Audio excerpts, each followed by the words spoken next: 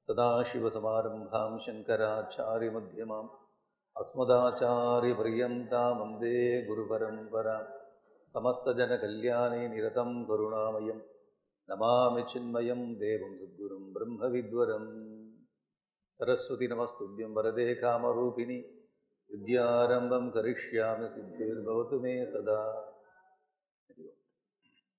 हरि ओम्.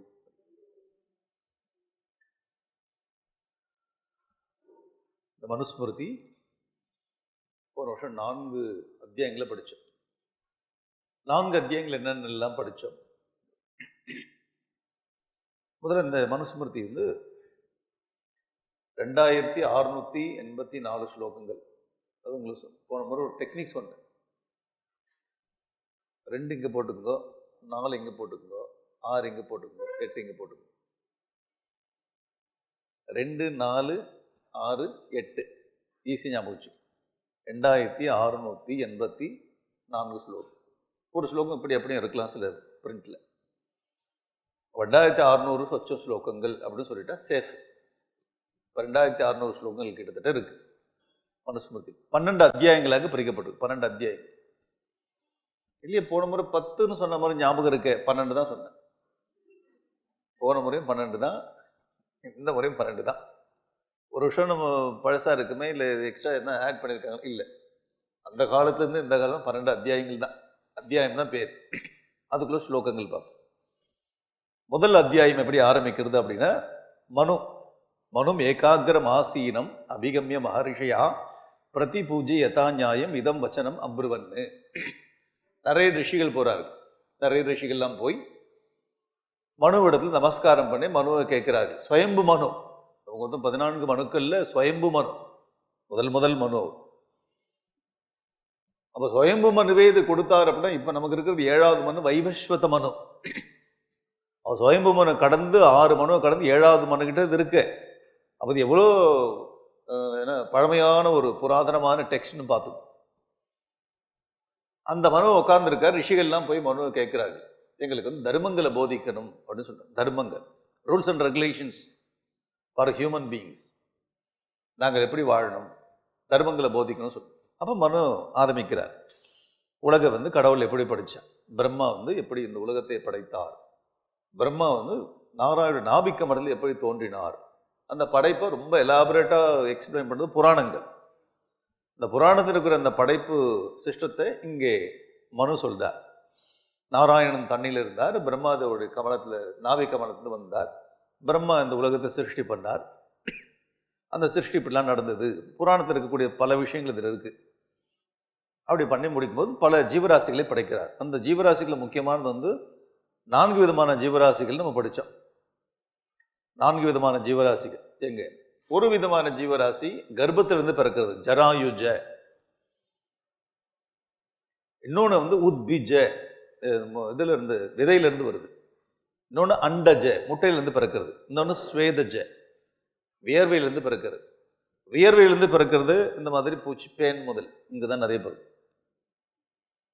Pan இங்கே தான் இருக்கு, வளர்த்து அப்படியே குண்டா வச்சு இங்கே அடிக்கடி சொட்டாக்குறதுனால அதை பராமரிக்காதனால வியர்வையிலிருந்து பிறகு. ஸ்வேதஜ, அண்டஜ, முட்டையிலிருந்து பிறக்கக்கூடிய பறவைகள், பாம்பு.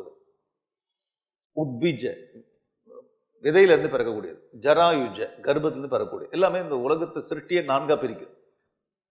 4 விதமான ரூட்ஸ், ஆரம்பஸ்தானங்கள் உலகம் உற்பத்தி ஆச்சு. அதுக்கப்புறம் என்னென்னலாம் உற்பத்தி பண்ணால் நிறைய வெரைட்டி சொல்றார். இந்த உற்பத்தியில் மிக முக்கியமானவன், ஸ்பெஷலானவன் யாருன்னா மனிதன். இந்த மனிதன் இந்த உலகத்தை சிறப்பாக வாழணும், மனிதன் சிறப்பாக வாழணும், சிறப்பாக அந்த உலகத்தை நடத்தி கொண்டு போகணும். லோகானாம் து விருத்தியர்த்தம், விருத்தி அடையணும். லோகானாம் து குப்தியர்த்தம், உலகம் பாதுகாக்கப்பட வேண்டும், உலகம் சிறப்பாக நடத்தி கொண்டு போக வேண்டும். அதற்கு என்ன பண்ணா 4 விதமான சிஸ்டத்தை கிரியேட் பண்றார். சிஸ்டம், நல்லா திங்க் பண்ண, சிஸ்டம், மனுஷர்களை சிஸ்டத்தை கிரியேட் பண்றார். கான்செப்ட், அது என்ன கான்செப்ட்னா முக பாகூரு பாதத்தா, முகத்திலிருந்து இந்த பாகு, கையிலிருந்து தொடையிலிருந்து காலிலிருந்து 4 விதமான கான்செப்டை கிரியேட் பண்றார். மனிதர்கள் இல்லை, நல்லா பாருங்க. Concept, system. அது என்ன? பிராமண க்ஷத்ரிய வைஷ்ய சூத்ரச்சு நிறவர்த்தையது. ஏன் இந்த 4 விதமான கான்செப்ட் கிரியேட் பண்ணாருன்னா, லோகானாம் து விருத்தியர்த்தம், உலகம் டெவலப் ஆகணும், உலகம் நல்லபடியாக இருக்கணும்ன்றதுக்காக. எல்லாம் வந்து பிரிக்கப்பட்டு எல்லாம் டிவைட் பண்ணி ஒருத்தர் அடிச்சுட்டு சாகிறதுக்காக இல்லை. அப்படி இல்லை. உலகம் பாதுகாக்கப்பட குப்தி அர்த்தம், விருத்தி அர்த்தம், பாதுகாக்கப்பட வேண்டும், அதே நேரத்தில் வளர்ச்சி அடைய வேண்டும். அதற்காக 4 கான்செப்ட் கிரியேட் பண்ணார்.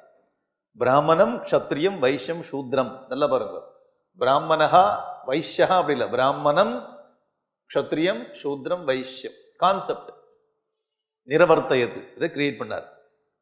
அப்புறம் ஆண்களையும் பெண்களையும் கிரியேட் பண்ணார். அப்புறம் ரிஷிகளை கிரியேட் பண்ண, தேவர்களை கிரியேட் பண்ண, இதெல்லாம் பண்ணி ஒரு சிஸ்டத்தை கிரியேட் பண்ண. அவள் அண்ட பிரம்மாண்டது ஒரு அழகான ஒரு படைப்பை பண்ணி, படைப்பு ரொம்ப காம்ப்ளிகேஷன். நிறைய இதுலேருந்து இது வந்தால் எப்படி வந்து எப்படி செட் பண்ணாங்க. அந்த ஒரு ஒரு ஒரு விமானத்தை எடுத்து பார்த்தாலும் எப்படி இதை கிரியேட் பண்ண தெரியும். இந்த கம்ப்யூட்டர் உடச்சி பார்த்தா உள்ளுக்குள்ள இதை எப்படி கிரியேட் பண்ண, ஒரு காம்ப்ளிகேஷன். அப்போ இந்த இறைவன் உலகத்தை கிரியேட் பண்ணிட்டு முக்கியமாக 4 விதமான சிஸ்டத்தை கிரியேட் பண்ண, உலகம் நல்லபடியாக இருக்கணுன்றதுக்காக. இதெல்லாம் நம்ம போன முறை படித்தோம், இதெல்லாம் படித்தோம். அப்போ இந்த சுயம்பு மனு விஷயங்களை சொல்லி இப்படிலாம் படித்து இதை உலகத்தை படைத்து மனிதர்களை படைத்து இந்த மனிதர்கள் எப்படி வாழ வேண்டும் அப்படின்னு எனக்கு வந்து ரூல்ஸ் அண்ட் ரெகுலேஷன் சொல்லி கொடுத்தாரு எங்கள் அப்பா பிரம்மான்னு. சுயம்பு மனுக்கு அப்பா வந்து பிரம்மா. இந்த மனிதர்கள் எப்படி வாழ வேண்டும் அப்படின்னு ரூல்ஸ் போட்டார். அந்த ரூல்ஸுக்கு அதெல்லாம் சாஸ்திரமாக பண்ணார். அந்த சாஸ்திரத்துக்கு பேர் தான் தர்மசாஸ்திரம்னு பேர்.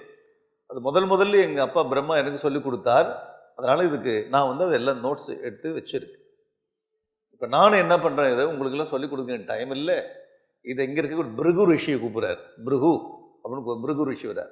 நீ இந்த சாஸ்திரத்தை எடுத்துக்கொள், இதை இந்த ரிஷிகளுக்கு சொல்லு, எனக்கு வேறு வேலைக்கு நான் போகிறேன்னு சுயம்பு மனு சொல்லிட்டு போகிறார். அப்போ சுயம்பு மனுவால் என ஏற்படுத்தப்பட்ட இந்த ரூல்ஸ் அண்ட் ரெகுலேஷன்ஸ் இருக்கு, மனிதர்கள் சிறப்பாக வாழ்கிறதுக்கு தர்ம நெறிகள், அறநெறிகள், இதுக்கு வந்து மனு தர்ம சாஸ்திரம்னு பேர், மனுஸ்மிருதின்னு பேர். இந்த மனுஸ்மிருதியை செய்தவர் இந்த மனு தான் இதை வந்து ரெடி பண்ணார். இதுக்கு யார் மூலம்? பிரம்மதேவர் மூலமே நாராயணன் பரமாத்மாவுடைய இதயத்திலிருந்து பிரம்மதேவன் மூலமாக மனுவுக்கு வந்து பிருகு சொல்லிக் கொடுத்து பிருகு இருக்கக்கூடிய ரிஷிகளுக்கெல்லாம் சொல்லிக் கொடுத்தார். அவர் முதல்ல மனு தான் சட்டத்திட்டங்களை வகுத்தார். மனித சமுதாயம் எப்படி இருக்க வேண்டும் என்ற சட்டத்திட்டங்களை வகுத்ததுனால இது மானவ தர்மம், மனுஸ்மிருதி, மனு தர்மம்னு பேர். போன முறையே பார்த்தோம், மண் அப்படின்னா டு திங்க், ஞானி, மனிதன் திங்க் பண்ண எவனோ மனிதன். அவன் மிருகங்கள் எப்படி படைச்சிருக்கான் கடவுள், மனுஷனை இப்படி படைச்சிருக்கான். மனுஷன் வந்து வெர்டிகல், மிருகம் வந்து ஹரிசாண்டல். அதுக்கு தலையோ இதயமோ அதுக்கு வயிறோ இல்லை ரீப்ரொடக்ஷன் சிஸ்டமோ ஈக்குவல் இம்பார்ட்டன்ஸ் கொடுக்கும். ஆனால் மனிதன் அப்படி இல்லை, மனிதனுக்கு மேலே டாப்பில் வந்து புத்தி வச்சிருக்கு, புத்தி இருக்கு. அவன் புத்தியை பயன்படுத்தி அது பிரகாரம் வாழணுன்றதுக்காக புத்தி மேலே வச்சிருக்கு. அந்த புத்தி திங்க் பண்ணுற இடத்துக்கு பேர் மண்ணுன்னு பேர். மண்ணுன்னா நம்ம அந்த மண் இல்லை. நம்ம டீச்சர்லாம் திட்டுவாங்களே, ஏதாவது புரியலைன்னா உன் மண்டையில் மண்ணாக இருக்குது, எத்தனை பேர் நம்ம திட்டியிருக்காங்க. அந்த மாதிரி மண் இல்லை, இது மண்ணா டு திங்க். இவன் திங்க் பண்ணுறவனும் மனிதன். அப்போ அந்த திங்க் பண்ணக்கூடிய மனிதனுக்கு அறநெறிகளை வகுத்து கொடுத்தாரு. அதனால அது மானவ தர்மம்னு பேர், மனுஷ தர்மம், மனுஸ்மிருதின்னு பேர். அறநெறிகள் உலகத்தில் மனிதன் எப்படி வாழ வேண்டும். அப்போ கடவுள் மனிதனை படைத்துட்டு மனுஷன் எப்படி வாழணும்னு சொல்லு. தேவர்களுக்கு அந்த பிரச்சனை இல்லை, மனுஷன் கீழே இருக்கக்கூடிய மிருகங்களுக்கும் பட்சிகளுக்கும் அந்த பிரச்சனை இல்லை. ஏன்னா அது ப்ரோக்ராம், இது இப்படி தான் வாழணும்னு ஒரு முறை இருக்கு. மனுஷனுக்கு மட்டும் எல்லாத்தையும் படைச்சு ஃப்ரீடம் கொடுத்துட்டாரு. ஃப்ரீடம் கொடுத்ததுனால ஒரு ப்ராப்ளம் என்னன்னா, ஃப்ரீடத்தை மிஸ்யூஸ் பண்ணுவான். அந்த ஃப்ரீடம் உன்னை படைத்து, உன்னை அழகாக படைத்து, சிஸ்டமேட்டிக்காக படைத்து, உனக்கு புத்தியும் கொடுத்து, இந்த புத்தியை எப்படி பயன்படுத்தணும் ரூல்ஸ் அண்ட் ரெகுலேஷனும் கொடுத்து. அப்போ ஃப்ரீடம் கொடுத்துட்ட பிறகு ரூலை கொடுக்குறான் கையில், நீ இதை எப்படி வாழு. 2 சேலஞ்சு நமக்கு. ஃப்ரீடத்தையும் பயன்படுத்தணும், அதை சரியாகவும் வச்சு. ஃப்ரீடம் இருக்கணும், ஃப்ரீடத்தை we have to enjoy the freedom, the same time we have to follow rules and regulations. மனுஷனுக்கு மட்டும்தான் அது. மனுஷனுக்காக ஏற்பட்டது மானவ தர்மம், மனுஸ்மிருதி. இது வந்து முதல் அத்தியாயம். அதுக்கப்புறம் 2வது அத்தியாயத்திலிருந்து ஆரம்பிக்கிறது. 2வது அத்தியாயம்னா என்ன?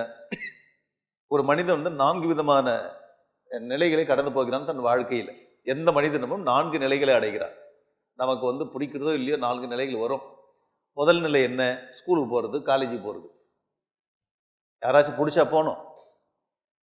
ஸ்கூலுக்கு போகும்போது என்ன பாடுபடுத்தணும் நம்ம. அன்றைக்கி அழ ஆரம்பிச்சது தான். முதல் நாள் ஸ்கூலுக்கு போது அழ ஆரம்பிச்சேன். ஸ்கூலுக்கு என்னைக்கு அழ ஆரம்பிச்சோமோ அந்த வாழ்க்கை பூரா அழுது. 14 வருஷம் கொண்டு போய் ஸ்கூலில் தட்டாங்க. அதுக்கப்புறம் 4 வருஷம் காலேஜ், அண்டர் கிராஜுவேஷன், அதுக்கு போஸ்ட் கிராஜுவேஷன் இவ்வளோ படிச்சு அந்த கல்யாணம் ஆகிறதுக்கு முன்னாடி இருக்கக்கூடிய ஸ்திதி படிக்கிறானே அதுக்கு வந்து பிரம்மச்சரியம்னு பேர். ஸ்டூடெண்ட் லைஃப் எல்லா மனிதர்களுக்கும் உண்டு. ஒருவேளை ஸ்கூலுக்கு போய் படிக்கலன்னா எங்கேயாச்சும் கிராமத்தில் போய் ஏதோ வயலில் வேலை செஞ்சு அப்படியும் படிக்கிறான். வாழ்க்கையை கற்றுக்கொள்ளக்கூடிய நிலை இருக்கு, அது பிரம்மச்சரிய ஸ்திதின்னு பேர். கல்யாணம் ஆன பிறகு அவன் குடும்பத்தில் வந்து வாழ்றான கிரகஸ்த நிலைன்னு பேர். கிரகஸ்தன் கிரகே, வீட்டில் வாழ்றான். வீடு கட்டித்தான், அது ஓன் வீடோ அப்பா கொடுத்த வீடோ இல்லை கடன் வாங்கி கட்டினதோ இல்லை வாடகை வீடோ, இது ஒரு வீடு. அது அந்தந்த மனுஷனுடைய இதை பொறுத்து இருக்கு, ஸ்ட்ரென்த்தை பொறுத்து இருக்கு. வீட்டில் வாழ்றான், கல்யாணம் பண்ணி போடுதான் கிரகஸ்தன் பேர். அப்போ குழந்தை எல்லாம் பிறக்குது, எல்லா பிரச்சனைகளும் உண்டாகுதான். பிரச்சனைகளுக்கு மத்தியிலே வாழ்றவனு கிரகஸ்தன். அப்போ கல்யாணம் பண்ணதுக்கப்புறம் சொல்கிறான், நான் முன்னாடி பிரம்மச்சரியாவே கண்டினியூ பண்ணி இருந்திருக்கலாம் போது. இது என்ன இவ்வளோ கடன் வாங்க வேண்டியதாக இருக்குது? கடன் வாங்கிட்டேன், கேட்குறாங்க, கடன் கொடுத்துலாம் கேட்குறாங்கம்மா. உங்ககிட்ட யாருன்னா கடன் கொடுத்து கேட்குறாங்களா? ஆமாம். ஓ, அது அப்படிதானோ, கடன் கொடுத்துலாம் கேட்குறாங்களே. ப்ரெஷர் கொடுக்குறாரு, என்ன பண்ணுறது? கடன் மேலே கடன் ஒரு பக்கம் வாங்கிட்டு இருக்கேன், இன்னொரு பக்கம் கடன் கொடுத்துலாம் கேட்டுன்னு இருக்கான். இவ்வளோ இந்த பசங்க மேலே இன்வெஸ்ட் பண்ணுறேன், இவ்வளோ இன்வெஸ்ட் பண்ணி சரியாக படிக்கல, என்ன பண்ணுறதுன்னு புரியல. பிஸ்னஸ் எது ஸ்டார்ட் பண்ணாலும் அது வந்து கீழே வந்து நிற்கிறது, ஒன்றும் புரியலையே. நம்ம கேட்குறோம், உங்கள் வாழ்க்கை எப்படி, உங்கள் வாழ்க்கை எப்படி, அவங்களும் சொல்கிறாங்க எனக்கும் அப்படியே இருந்தேன். அப்பாடா நல்ல வேலை, நீங்களும் அதே கதி தான் இருக்கு. அது ஒரு திருப்தி, நீங்கள் எல்லாமே அதே மாதிரி இருக்கீங்க. கிரகஸ்தன் அது தர்மம் வாழ்க்கை. அதுக்கப்புறம் என்ன, கிரகஸ்த வாழ்க்கையெல்லாம் வாழ்ந்து முடிஞ்சு போதுண்டா சாமி, சட்டி சுட்டது. அதுக்கு ஒரு நிறைய சினிமா பாட்டுக்கெல்லாம் சரி போதும்ட்டேன், போதும்னு சொல்லிட்டு இப்படி நகர்ந்து போகிறானே, அது வானப்பிரஸ்தம்னு பேர். காட்டுக்கு போகிறான். காட்டுக்கு போய் அப்போ தவம் இருந்தாரு. இப்போ வானப்பிரஸ்தம்னா பாருங்க, கோயம்புத்தூர்ந்து வானப்பிரஸ்தம் வந்திருக்காரு. அது வானப்பிரஸ்தம், அது சொர்க்க பூமியில் வாழ்ந்துட்டுங்க. வானப்பிரஸ்த வாழ்க்கை வந்து தபஸ் பண்ணணும், டிட்டாச் ஆகணும், நிறைய எப்படிலாம் வானப்பிரஸ்த தர்மங்கள்லாம் சொல்லணும். அதுக்கப்புறம் வானப்பிரஸ்த டிட்டாச் ஆகி சன்னியாசம் எடுத்துக்கிறார், கடவுளோடு ஒன்றுபடுகிறது. அப்போ ஒரு மனிதருக்கு 4 நிலைகள்: பிரம்மச்சரியம், கிரகஸ்தம், வானப்பிரதம், சன்னியாசம். அப்போ பிரம்மச்சரியா இருக்கவனே என்னென்னலாம் பண்ணணும், என்ன பண்ணக்கூடாது, எப்படி வாழ்க்கை நடத்தணும்னு அந்த தர்மங்கள் எல்லாம் படித்தோம். கிரகஸ்தனாக இருக்கக்கூடிய என்னென்னலாம் அந்த வாழ்க்கையில் கடைபிடிக்கணும் தர்மங்கள் எல்லாம் படித்தோம். இதெல்லாம் தான் போன வருஷம் படித்தோம், ஒரு வாரமாக படித்தோம். ஓகேவா, ஞாபகம் இருக்கா? அப்போ வேதங்களுக்கு எவ்வளோ இம்பார்ட்டன்ஸு, வேதம்னா என்ன, ஸ்மிருதினா என்ன, தர்மத்தை வந்து தெரிஞ்சுக்கக்கூடிய லட்சணங்கள் என்ன, இதெல்லாம் படித்தோம். இருக்குது, ஏதோ ஞாபகம் இப்போ சொன்னும் போது தெரியுது, இதெல்லாம் ஏதோ படித்தா போல் இருக்குது. எப்படிலாம் பேர் வைக்கணும், பொன் குழந்தைகள் எப்படி பேர் வைக்கணும், ஆண் குழந்தைகள் எப்படி பேர் வைக்கணும், பயங்கரமாலாம் வைக்கக்கூடாது பெண் குழந்தைகளுக்கு. எத்தனாவது மாதத்தில் பேர் வைக்கணும், எப்போ வந்து அன்னப்பிராசனம், இப்போ இவ்வளோ தர்மங்களாக சொன்னார். முதல்ல இந்த பையன் பிரம்மச்சரிய வாங்கி இது காயத்ரி இனிஷியேட் பண்ணும்போது யார்கிட்ட போய் பிக்ஷை எடுக்கணும், இதெல்லாம் எல்லாமே ஒன்று விடாமல் பேசுகிறார். இதெல்லாம் நம்ம படித்தோம். விவாகம் எத்தனை விதமான விவாகம், பிரம்மச்சரியம் முடிச்சு நம்ம கல்யாணம் பண்ணணும்னு ஆசைப்படுறான். எத்தனை விதமான கல்யாணம் இருக்குன்னா 8 விதமான கல்யாணம். அப்படியே மிஸ் பண்ணிட்டுமே நாங்கள் போன வருஷம், மிஸ் ஆயிட்டேன். 8 விதமான கல்யாணம் சொல்றாரு. இப்படி கல்யாணம் பண்ணால் இதுக்கு பேர் இப்படி இதெல்லாம் படிச்சோம். ஞாபகம் இருக்கு உங்களுக்கு? 8 விதம் கல்யாணம் ரொம்ப அழகாக எக்ஸ்பிளைன் பண்றாங்க விவாக முறை.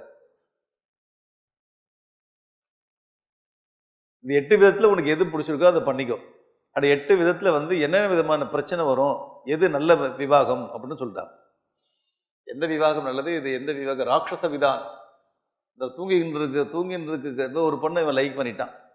தூங்கின்ற பொண்ணு கருத்தில் தாலி கட்டி கூட்டின்னு வந்துட்டான். அவங்க அம்மா அப்பா இது பண்ண மாட்டாங்கன்னு பர்மிஷன் கொடுக்க மாட்டாங்க. அது எப்படி தூங்கும்போது தாலி கட்டுறது ஒரு வீரமா? எல்லாரும் இருக்கும்போது நான் பிடிச்சி இழுத்துவோம், அது வீரம். இப்படி போய் பிடிக்க போகிறோம், எல்லாம் போட்டு சாத்துறாங்க. எப்படியும் அவன் கூட்டின்னு வந்துடுறான். இதுக்கு என்ன விவாகத்துக்கு என்ன பேர், இதெல்லாம் சொல்கிறார். இப்போ தனியாக ஒரு இடத்துல காட்டில் வந்து துஷ்யந்தன் வந்து என்ன சகுந்தலையை மீட் பண்ணி கல்யாணம், அது என்ன விதமான கல்யாணம்? இந்த மாதிரி விதமான கல்யாணங்கள்ல 8 விதமான கல்யாணங்களில் எக்ஸ்பிளைன் பண்ணாரு, நம்ம படித்தோம். ஞாபகம் இருக்கா? ஆச்சாரியன் யாரு, குருனா யாரு, அத்தியாபகன்னா யாரு, இதெல்லாம் படிச்சிருக்கு. சரியா? வேதம் படிக்கலாம் உனக்கு வந்து பிராமணன்ற ஸ்திதி கிடையாது. வேதம் படித்தாதான் பிராமணன். அதுக்கப்புறம் இந்த பிரம்மச்சரிய கிரகஸ்த வானப்பிரஸ்தம் சன்னியாசம் வரும்போது பேரலில் பிராமணன் யாரு, க்ஷத்ரியன் யாரு, சூத்ரன் யாரு, வைசியன் யாருன்னு பேரலில் அதுவும் சொல்லிடுவார். அப்போ 2 ஸ்ட்ரக்சர், ஒன்று பிராமண க்ஷத்ரிய வைசிய சூத்ர, இவனுடைய ரூல்ஸ், அவனுடைய டியூட்டிஸ், பிரம்மச்சரிய கிரகஸ்த வானப்பிர சன்னியாசம் இவங்களுடைய டியூட்டிஸ் எல்லாம் சொல்லுது. இப்போ ஒரு விஷயம் நம்ம இந்த மனு தர்மத்தில் பார்த்தோம்னா ஜென்ரலாக வெளியில் இருக்கிறவங்க பூரா இந்த பொலிட்டிக்கலாக யூஸ் பண்ணுறான். இந்த மனு தர்மத்தை எடுத்து அவனோட பாலிடிக்ஸ் யூஸ் பண்ணி அவன் பண்ணுற மிஸ்டேக்கு மனு தர்மத்து மேலே பழிய போட்டு பொதுவாக அவங்க என்ன சொல்கிறாங்கன்னா, இது வந்து வர்ண தர்மத்தை பேசுது, வர்ணாசிரமம் பேசுது. வர்ணாசிரமம், வர்ணம் வேற, ஆசிரம் வேற. வர்ணம் அப்படின்றது நம்முடைய டியூட்டிஸ், நம்முடைய மென்டல் ஸ்ட்ரக்சருக்கு தகுந்தா போல நம்ம பண்ணுற டியூட்டிஸ். ஜாதி இல்லை, அது ஜாதின்றது வேற, நம்மளோட ப்ரொஃபஷன். அது நம்ம எடுக்கக்கூடிய ப்ரொஃபஷன் ஜாதி. வர்ணம் மென்டல் ஸ்ட்ரக்சர், நம்ம திங்கரா, க்ஷத்ரிய அட்மினிஸ்ட்ரேட்டரா, இல்லை ட்ரேடரா, இல்லை ஒர்க்கரா. ஸோ நம்முடைய மென்டல் ஸ்ட்ரக்சருக்கு தகுந்தா போல நாம் சில ப்ரொஃபஷனல் சில ஏரியாவை செலக்ட் பண்ணுறோம். அந்த ப்ரொஃபஷனை வந்து நம்ம இப்படி சொல்ல முடியாது. இப்போ வந்து ஆட்டோ ஓட்டணும், ஆட்டோ ஓட்டுறவங்க பூரா இந்த வர்ணம்னு சொல்லுவோம். ஆட்டோ ஓட்டுறவங்க பூரா எல்லா வர்ணங்களையும் சேர்ந்தவங்களும் அதில் இருப்பாங்க. ஆட்டோ ஓட்டுறது ஒரு பெரிய ஒரு டிபார்ட்மெண்ட். அந்த ஒரு ப்ரொஃபஷனுக்கு மத்திக்குள்ளே திங்க் பண்ணுறவங்க, அதில் வந்து அட்மினிஸ்ட்ரேட்டர், அதில் ஏன்னா பெரிய சங்கங்களாக இருக்குது. டாக்டர்ஸ்னால் பெரிய டாக்டர்ஸ் டிபார்ட்மெண்ட், பெரிய ஒரு யூனிட் வேர்ல்டு பூரா. அதில் திங்கர்ஸ் இருக்கு, அதில் அட்மினிஸ்ட்ரேட்டர் இருக்கா. இவ்வளோ ஹாஸ்பிட்டல் எப்படி அட்மினிஸ்ட்ரேட் பண்ணுறேன், டாக்டர் படிச்சுட்டேன். அதில் வந்து ஃபைனான்ஸை ஹேண்டில் பண்ணக்கூடிய டாக்டர்ஸ், அதில் டெக்னீஷியன் டைரெக்டாக அவங்க ஆப்ரேஷன் பண்ணக்கூடிய டாக்டர். ஸோ டாக்டர்னு ஒரு ப்ரொஃபஷன் எடுத்துக்கொண்டாலே அதில் 4 விதமான சிஸ்டம் இருக்குது. எந்த ப்ரொஃபஷன் எடுத்தாலும் 4 விதமான சிஸ்டம் இருக்குது பாருங்க. அதில் திங்கர் வெரைட்டி இருக்குது, அதில் அட்மினிஸ்ட்ரேட்டர் இருக்குது, அதில் வந்து மணி ஹேண்ட்லிங் இருக்குது, அதில் டைரெக்டாக இன்வால்வ் ஆகிற ஒர்க்கர்ஸ் இருக்குது. இது தான் பேசுறது. எந்த ப்ரொஃபஷனலும் கிரியேட் பண்ணி. இப்போ ஒரு 20 வருஷத்துக்கு முன்னாடி ஹார்ட்வேர் சாஃப்ட்வேர்னு கிடையாது. இல்லை, இப்போ 20 வருஷத்துக்கு முன்னாடி ஹார்ட்வேர்லாம் வந்துடுது. இப்போ இன்னமும் ப்ரொஃபஷனுக்கு கூடிக்கொண்டே இருக்குது. ப்ரொஃபஷனை பொறுத்தவரையும் போயினே இருக்கும், கூடிக்கொண்டே இருக்கும். ஆனால் ஒவ்வொரு ப்ரொஃபஷன்லையும் இந்த 4 திங்கிங் வந்து இருக்கும், கான்செப்ட் இருக்கும். ஒவ்வொரு மனிதனுக்கும் பிரம்மச்சரிய கிரகஸ்த வானப்பிர சன்னியாசம் இண்டிவிஜுவல் லைஃப்ல நமக்கு இருக்கக்கூடிய ஸ்டேஜஸ் வந்து 4 இண்டிவிஜுவல் லைஃப் எல்லாருக்கும். பிடிக்கிறமோ இல்லையோ அந்த ஸ்டேஜ் ஆட்டோமேட்டிக்காக வரும். ஆனால் சோஷியல் செட்டப்பில் வந்து யார் யாருக்கு என்னென்ன விருத்தி இருக்கோ தகுந்த மாதிரி நம்ம செட் பண்ணிக்கும். அப்போ சோஷியல் செட்டப்பில் வந்து நம்முடைய பொசிஷன் எங்கே இருக்கோம், இண்டிவிஜுவல் லைஃப்பில் நம்ம எங்கே இருக்கோம். அப்போ individual development, individual evolution, social development, இது ரெண்டுத்தையும் கனெக்ட் பண்ணி பேசுறது இங்கே தர்மசாஸ்திரம். அப்போ இண்டிவிஜுவல் லைஃப்பில் வந்து நம்ம எப்படிலாம் இருக்கணும், நீ பிரம்மச்சாரியனா எப்படி இருக்கணும், கிரகஸ்தனா எப்படி இருக்கணும், வானப்பிரஸ்தனா எப்படி இருக்கணும், சன்னியாசனா எப்படி இருக்கணும், இதில் லா ரூல்ஸ் போடு. சமூகத்தை நீ எங்கே இருக்கிறியோ அங்கே எப்படி நீ ஒன்று வந்து வேலை செஞ்சு சமூகத்துக்கு அர்ப்பணிக்கணும் அப்படின்னு சொல்லுது. இதுதான் டோட்டல் புஸ்தகத்துடைய கண்டென்ட். முதல் அத்தியாயத்தில் எப்படி உற்பத்தி பண்ணார் இந்த உலகத்தை, உற்பத்தி பண்ண மனிதனுக்கு இவர் கொடுத்த விஷயம்தான் மனு தர்ம சாஸ்திரம். அதில் வந்து 4 விதம் பிராமண, க்ஷத்ரிய, வைசிய, சூத்ரமும் இம்பார்ட்டன்ட் ஸ்ட்ரக்சர் இது சொல்லிட்டாரா. சொல்லி செகண்ட் சாப்டர்ல வந்து பிரம்மச்சரிய தர்மங்கள், ஒரு மாணவன் எப்படி இருக்கணும், எப்படி வேதம் படிக்கணும், எப்படி ஜபம் பண்ணணும், எப்படி இந்த டிசிப்ளின் இருக்கணும், இதெல்லாம் சொல்லு. 3rd சாப்டர் 4th சாப்டர்ல ஒரு கிரகஸ்தன் எப்படி இருக்கிறான், எப்படி இருக்கணும்னு சொன்னார். கிரகஸ்த தர்மங்கள் எல்லாம் படித்தோம். அந்த கிரகஸ்த தர்மத்தில் வீட்டுக்குள்ள இருக்க பெண்களுக்கு என்ன விதமான ஒரு ஸ்திதி கொடுத்தாருன்னு பார்த்தோம். எத்தனை நாரியஸ்து பூஜ்யந்தே தத்திர தேவதா நிருத்தியந்தி. எங்கே பெண்கள் பூஜிக்கப்படுகிறார்களோ அங்கே தேவர்கள் சந்தோஷப்படுகிறார்கள்னு பார்த்தோம். அப்போ பெண்களை குறித்து தவறான எண்ணங்களை பேசி கொடுத்து உங்களுடைய மனு தர்ம சாஸ்திரமும் தப்பாக பிரச்சாரம். போன வருஷம் படித்தோம் பெண்ணுக்கு வந்து எவ்வளோ இம்பார்ட்டன்ஸ்லாம் கொடுக்கணும் அப்படின்னு. மேரேஜ் எப்படி பண்ணிக்கணும், பெண்ணுக்கு வந்து ஒரு சமூகத்தில் இல்லை குடும்பத்தில் எப்படி விதமான ஸ்திதி எல்லாம் கொடுக்கப்பட்டதுன்னு பார்த்தோம். இதெல்லாம் படிச்சிருக்கோம் நம்ம, ஞாபகம் இருக்கா? படித்தா போல இருக்கு. ஸ்ராத்த விதிகள், இது வந்து நம்ம வீட்டில் பெரியவர்கள இறந்து போயிட்டாங்கன்னா ஸ்ராத்தம் எப்படி பண்ணணும், எலாபரேட்டாக இன்ஸ்ட்ரக்ஷன். என்னென்ன பொருள் யூஸ் பண்ணணும், எந்த காலத்தில் பயன்படுத்தணும், எந்த காலத்தில் பண்ணணும், ஸ்ராத்தம் எலாபரேட்டாக இருக்குது. சில இப்போ ஸ்லோகங்கள்லாம் உங்களுடைய வாழ்க்கைக்கு ஹோம்ஒர்க்கில் இது லைஃப் ஒர்க். நீங்கள் இந்த புத்தகம் வந்து வாழ்க்கை பூரா படிக்க வேண்டியது. அங்கங்கே நான் டச் பண்ணிட்டு போகிறேன். எங்கெங்கெல்லாம் கேப் இருக்கோ அந்த கேப்பில் நீங்கள் ஃபில்லப் பண்ணி நீங்களே படிச்சு. குடும்பஸ்தனுக்கு இந்த ஸ்ராத்தம் இருக்கு, பெரியவர்களாக இறந்து போயிட்டான பண்ணுறது, அது ரொம்ப முக்கியமான ஒரு விஷயம். அதுக்கப்புறம் குடும்பஸ்தன் பஞ்ச யஜ்யம், 5 யஜ்யங்கள் அவன் பண்ணணும்.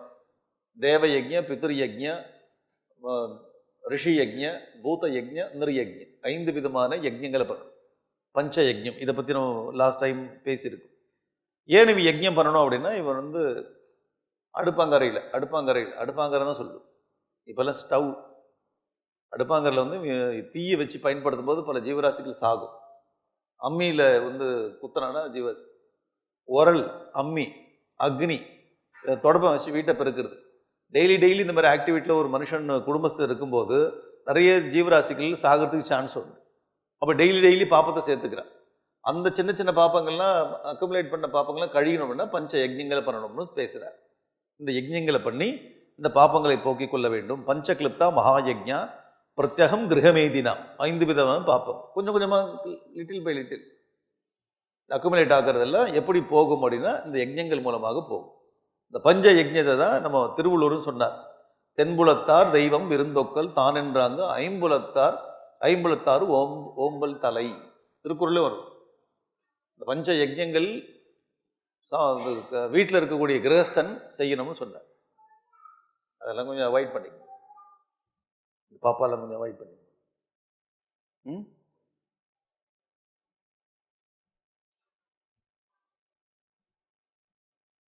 இதெல்லாம் படிச்சோமா? தான தர்மங்கள்லாம் படித்தோம். என்னென்ன தானம் பண்ணால் என்னென்ன பலன் வரும்னு படித்தோம். ஆக்சுவலாக தான தர்மமே இல்லை, என்ன கொடுத்து என்ன வாங்குறது, இது கொடுத்தா இது கிடைக்கும், இது கொடுத்தா இது கிடைக்கும்னு இருக்கு இல்லையா? அந்த தான தர்மங்கள்லாம் படித்தோம். இதெல்லாம் 4 அத்தியாயம் வரையும் படிச்சிருக்கோம். இல்லை இந்த ஞாபகம் இருக்கா?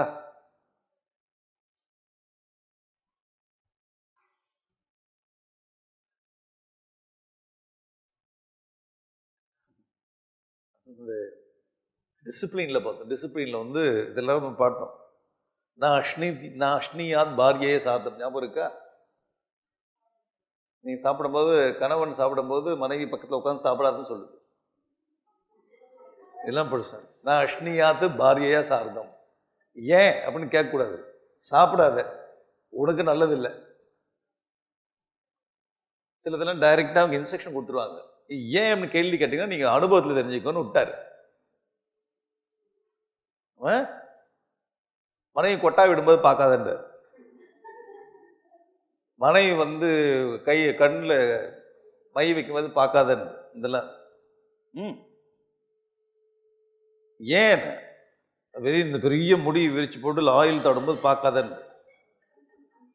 நீ இதெல்லாம் போயிடு, நீ இந்த பக்கம் ரூம்ல நீ பண்ணிக்க, நீ இந்த பக்கம் போயிடு.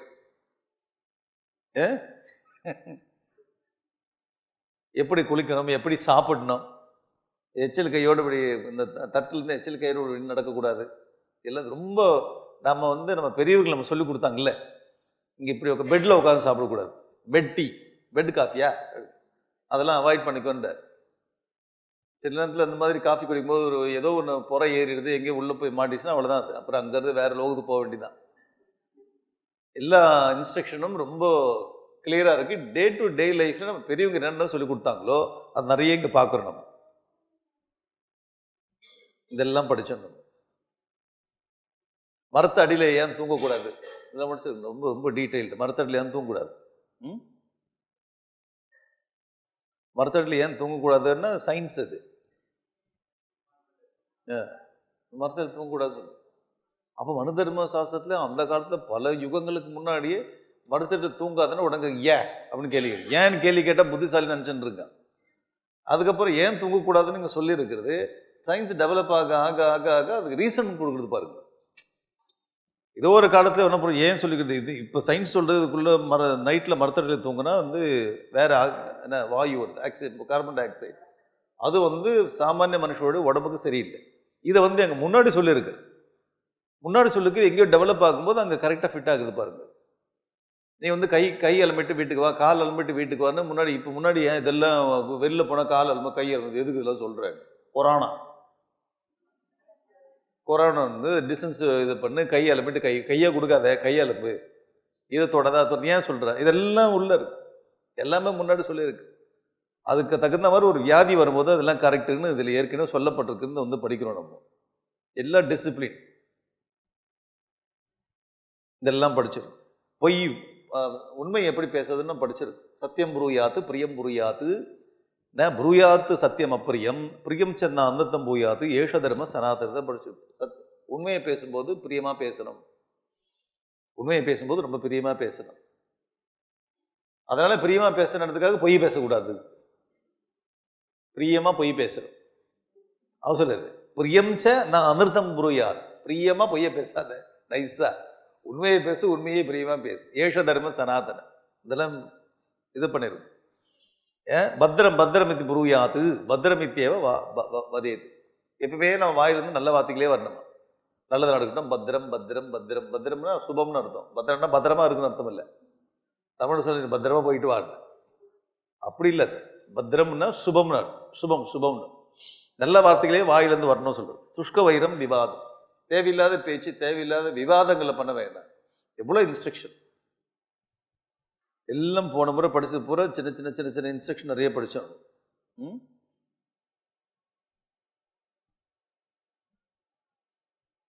பிள்ளைங்கள்லாம் எப்படி வளர்க்கணும், பிள்ளைங்களை எப்படி அடிக்கணும். ஓ அது கூட இருக்கா? கண்டிச்சு வளர்க்கணும். அந்நியத்தை புத்திராத்து சிஷ்யாத்வா சிஷ்யர்த்தம் தாடையத்து தவ். புத்திரனும் சிஷ்யனையும் தாடையத்து சும்மா லேசாடி சொல்லிட்டு பெல்ட் வாங்கி வச்சிருக்கு சும்மா தட்டு. புத்திரனு தாடையத்து அப்படின்னா டைரக்ட் மீனிங் வந்து அடிக்கிறது, கண்டிப்பா இருக்குடா. அடிக்கிறது அப்படி இல்லை, கண்டிப்பா இருக்கு. புத்திரன் இடத்துல ஏன்னா ரெண்டு தான் செல்லம் கொடுத்தா குட்டிச்சவர் ஆயிடும். படிக்கிற ஸ்டூடெண்ட் கிட்ட டீச்சர் வந்து ஃப்ரீயா இருந்தா ஸ்டூடெண்ட் படிக்க மாட்டான், ஹோம்ஒர்க் பண்ண மாட்டான். நம்ம டீச்சர் தானேன்னு போயிடும். பிள்ளைகிட்ட நீங்க ஸ்ட்ரிக்டா இல்லைன்னா நம்ம அப்பா அம்மா தான் எல்லா இதுவும். இந்த ரெண்டு பேர் தான் இந்த பிள்ளைய வந்து வழிநடத்தாது. இந்த ரெண்டு பேர் ஸ்ட்ரிக்டா இல்லைன்னா இந்த பிள்ளை குட்டிச்சவரா போயிடும். மனு எப்படி சொல்றாரு பாரு, முக்கியம் ரெண்டு பேர், மற்றவங்க எங்க கூட இல்லை. ரெண்டு தான் அட்வான்டேஜ் எடுத்துக்கோ. ரெண்டு செல்லம் கொடுத்தீங்கன்னா முடிஞ்சு போச்சு கதை. அப்போ டீச்சர் நிறைய இடத்துல எந்த ஸ்கூல்லையும் டீச்சர் செல்லம் கொடுத்து நான் பார்த்தல, எங்கேயோ ஒன்று ரெண்டு இருக்கலாம். இது எல்லா ஸ்கூல்லையும் எல்லா உலகம் பூரா டீச்சர் ஸ்ட்ரிக்டா இருக்கும். குட்டிச்சவரா போது ரீசன் என்ன, அம்மா அப்பா எனக்கு கிடைக்காதது எல்லாம் பிள்ளைக்கு கிடைக்கணும், எடுத்துக்கிட்டா நல்லா சாப்பிடு, என்ன வேணுமோ வாங்கிக்கோ, எல்லாம் உனக்குதான்டா. இது 5th 6th ஸ்டாண்டர்டு இப்படி நாசமா போயிடும். தாடையது அது தப்பு செஞ்சா அது தப்புன்னு சொல்லு, நல்லது செஞ்சா நல்லது சொல்லு. தர்ம நெறிகளை சொல்லி வளர்த்துக்கோன்னு சொல்லு தர்மசாஸ்திரம். நம்ம மனு இதெல்லாம் படிச்சிடணும்.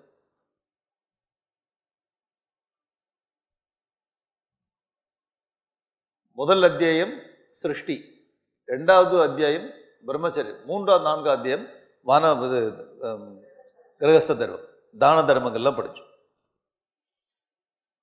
இதெல்லாம் படிச்சு இப்போ 5வது அத்தியாயம் இதுதான் நம்ம படிச்சது. நிறைய இருக்கு, எக்கச்சக்கமா இருக்கு.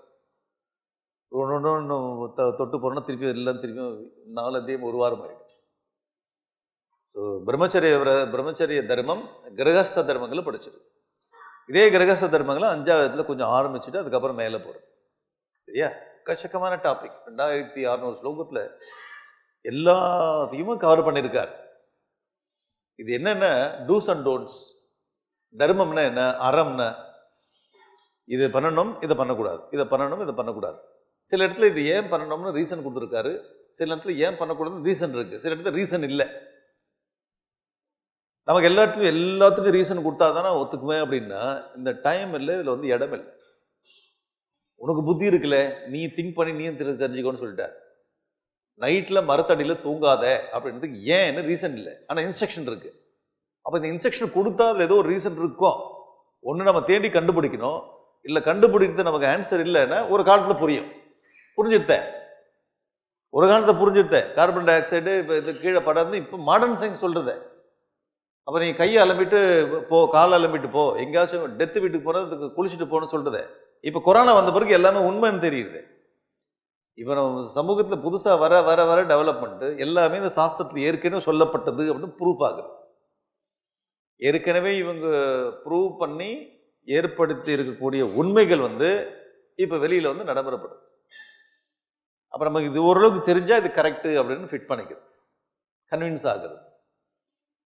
பல விஷயங்களுக்கு நமக்கு ஏன் ஆன்சர் தெரியலன்னு வாழ்க்கையில் நீயும் கெஸ் பண்ணி தெரிஞ்சுக்கோ, நீயும் அனுபவப்பட்டு தெரிஞ்சுக்கோ, நீயும் திங்க் பண்ணி தெரிஞ்சுக்கோன்னு கொஞ்சம் ஃப்ரீடமாக விட்டுருக்கார். அதனால் அதில் ரீசன் இல்லைன்றதுக்காக இது சூப்பர்ஸ்டிஷன் சொல்லிடுறான் பாருங்க. இதில் இந்த மாதிரி சொல்லியிருக்கிறது, இதுக்கு என்ன ரீசன் நம்ம கண்டுபிடிக்க முனையணும் தவிர இது சொல்லி இருக்கிறது சூப்பர்ஸ்டிஷன் ஈஸியாக சொல்லிடுறான். முட்டாள்தனம். என்ன இது பேர்? மூட நம்பிக்கைன்னு சொல்கிறேன். மூட நம்பிக்கை நீ சொல்கிற இதை பார்த்துட்டு ஏன் மூட நம்பிக்கை சொல்லுன்னா, நீ திங்க் பண்ணுறதுக்கு சோம்பேறித்தனம் உனக்கு முதல்ல. நீ திங்க் பண்ணுறதுக்கு சோம்பேறித்தனம், நீயே உண்மையை கண்டுபிடிக்கிறதுக்கு உனக்கு கையாளாகத்தனத்தை போய் சாஸ்திரத்து மேலே பண்ணி இது மூடத்தனமும் சொல்கிறான் பார்த்தீங்களா? நம்ம அது வரையும் பேசலை. ஏன் நம்ம படிக்கல? அது நம்ம படிக்காத தொட்டு வேற எவனோ அரைக்குறையாக கொஞ்சம் கொஞ்சம் அந்த கான்டெக்ட் அவுட் ஆஃப் கான்டெக்ட்ல படிச்சுட்டு இதில் மூடத்தனம் இருக்குன்னு சொல்கிறான் பாருங்க. ஏன் நம்ம படிக்கல? இப்போ நாம் ஓரளவுக்கு படிக்கும்போது சிலதெல்லாம் புரியுது, சிலதெல்லாம் புரியாத விஷயம் எங்கேயோ இருக்குது, உண்மை எங்கேயோ புதஞ்சிருக்கு, அதை கண்டுபிடிக்கும். அந்த உண்மையெல்லாம் பாசிட்டிவ் தான். ஏன்னா ரிஷிகளால் எழுதப்பட்ட இந்த சாஸ்திரங்கள், ரிஷிகளால் சொல்லப்பட்டது எல்லாமே விருப்பு வெறுப்புகளுக்கு அப்பாற்பட்டது. அது ஒரு இன்டென்ஷன் இல்லை. இப்போ ரொம்ப பாப்புலர் புத்தகத்தை ஒருத்தன் எழுதுனானா அவனுக்கு இன்டென்ஷன் என்ன? இந்த கண்டென்ட் எப்படியே விற்று பணம் சம்பாதிக்கணும். நீ அந்த புத்தகம் எழுதுற, என் பேர் வரணும், அதில் ஒன்று தன்னுடைய பேர் வரணும், இல்லை பணம் சம்பாதிக்கணும், இல்லை வேற ஏதோ மோட்டிவோடு எழுதுற. இந்த ரிஷிகளுக்கு எந்த மோட்டிவும் இல்லை, உலகம் நல்லா இருக்கணும், அவ்வளோதான். மனுஷ குலம் நல்லா இருக்கணுன்ற ஒரே மோட்டிவ். அதனால் உள்ளுக்குள்ள எல்லாம் உண்மைகளாக பொதிஞ்சிருக்கு. பல விஷயங்கள் நமக்கு கிளியராக இருக்குது, பல விஷயங்கள் கிளியாரிட்டி இல்லை, நம்ம ஒர்க் பண்ணி தெரிஞ்சுக்கணும். சரியா? இப்போ 5வது அத்தியாயம் இது போகுமா? அந்த புஸ்தகத்தை எடுத்துக்க நான் ஸ்லோக நம்பர் சொல்கிறேன், அப்பப்போ நீங்கள் பார்த்துக்கணும். நம்பர் தெரியலன்னா நீங்கள் அப்புறம் எழுதி வச்சுக்கணும், அப்புறம் பார்த்துக்கணும். சரியா?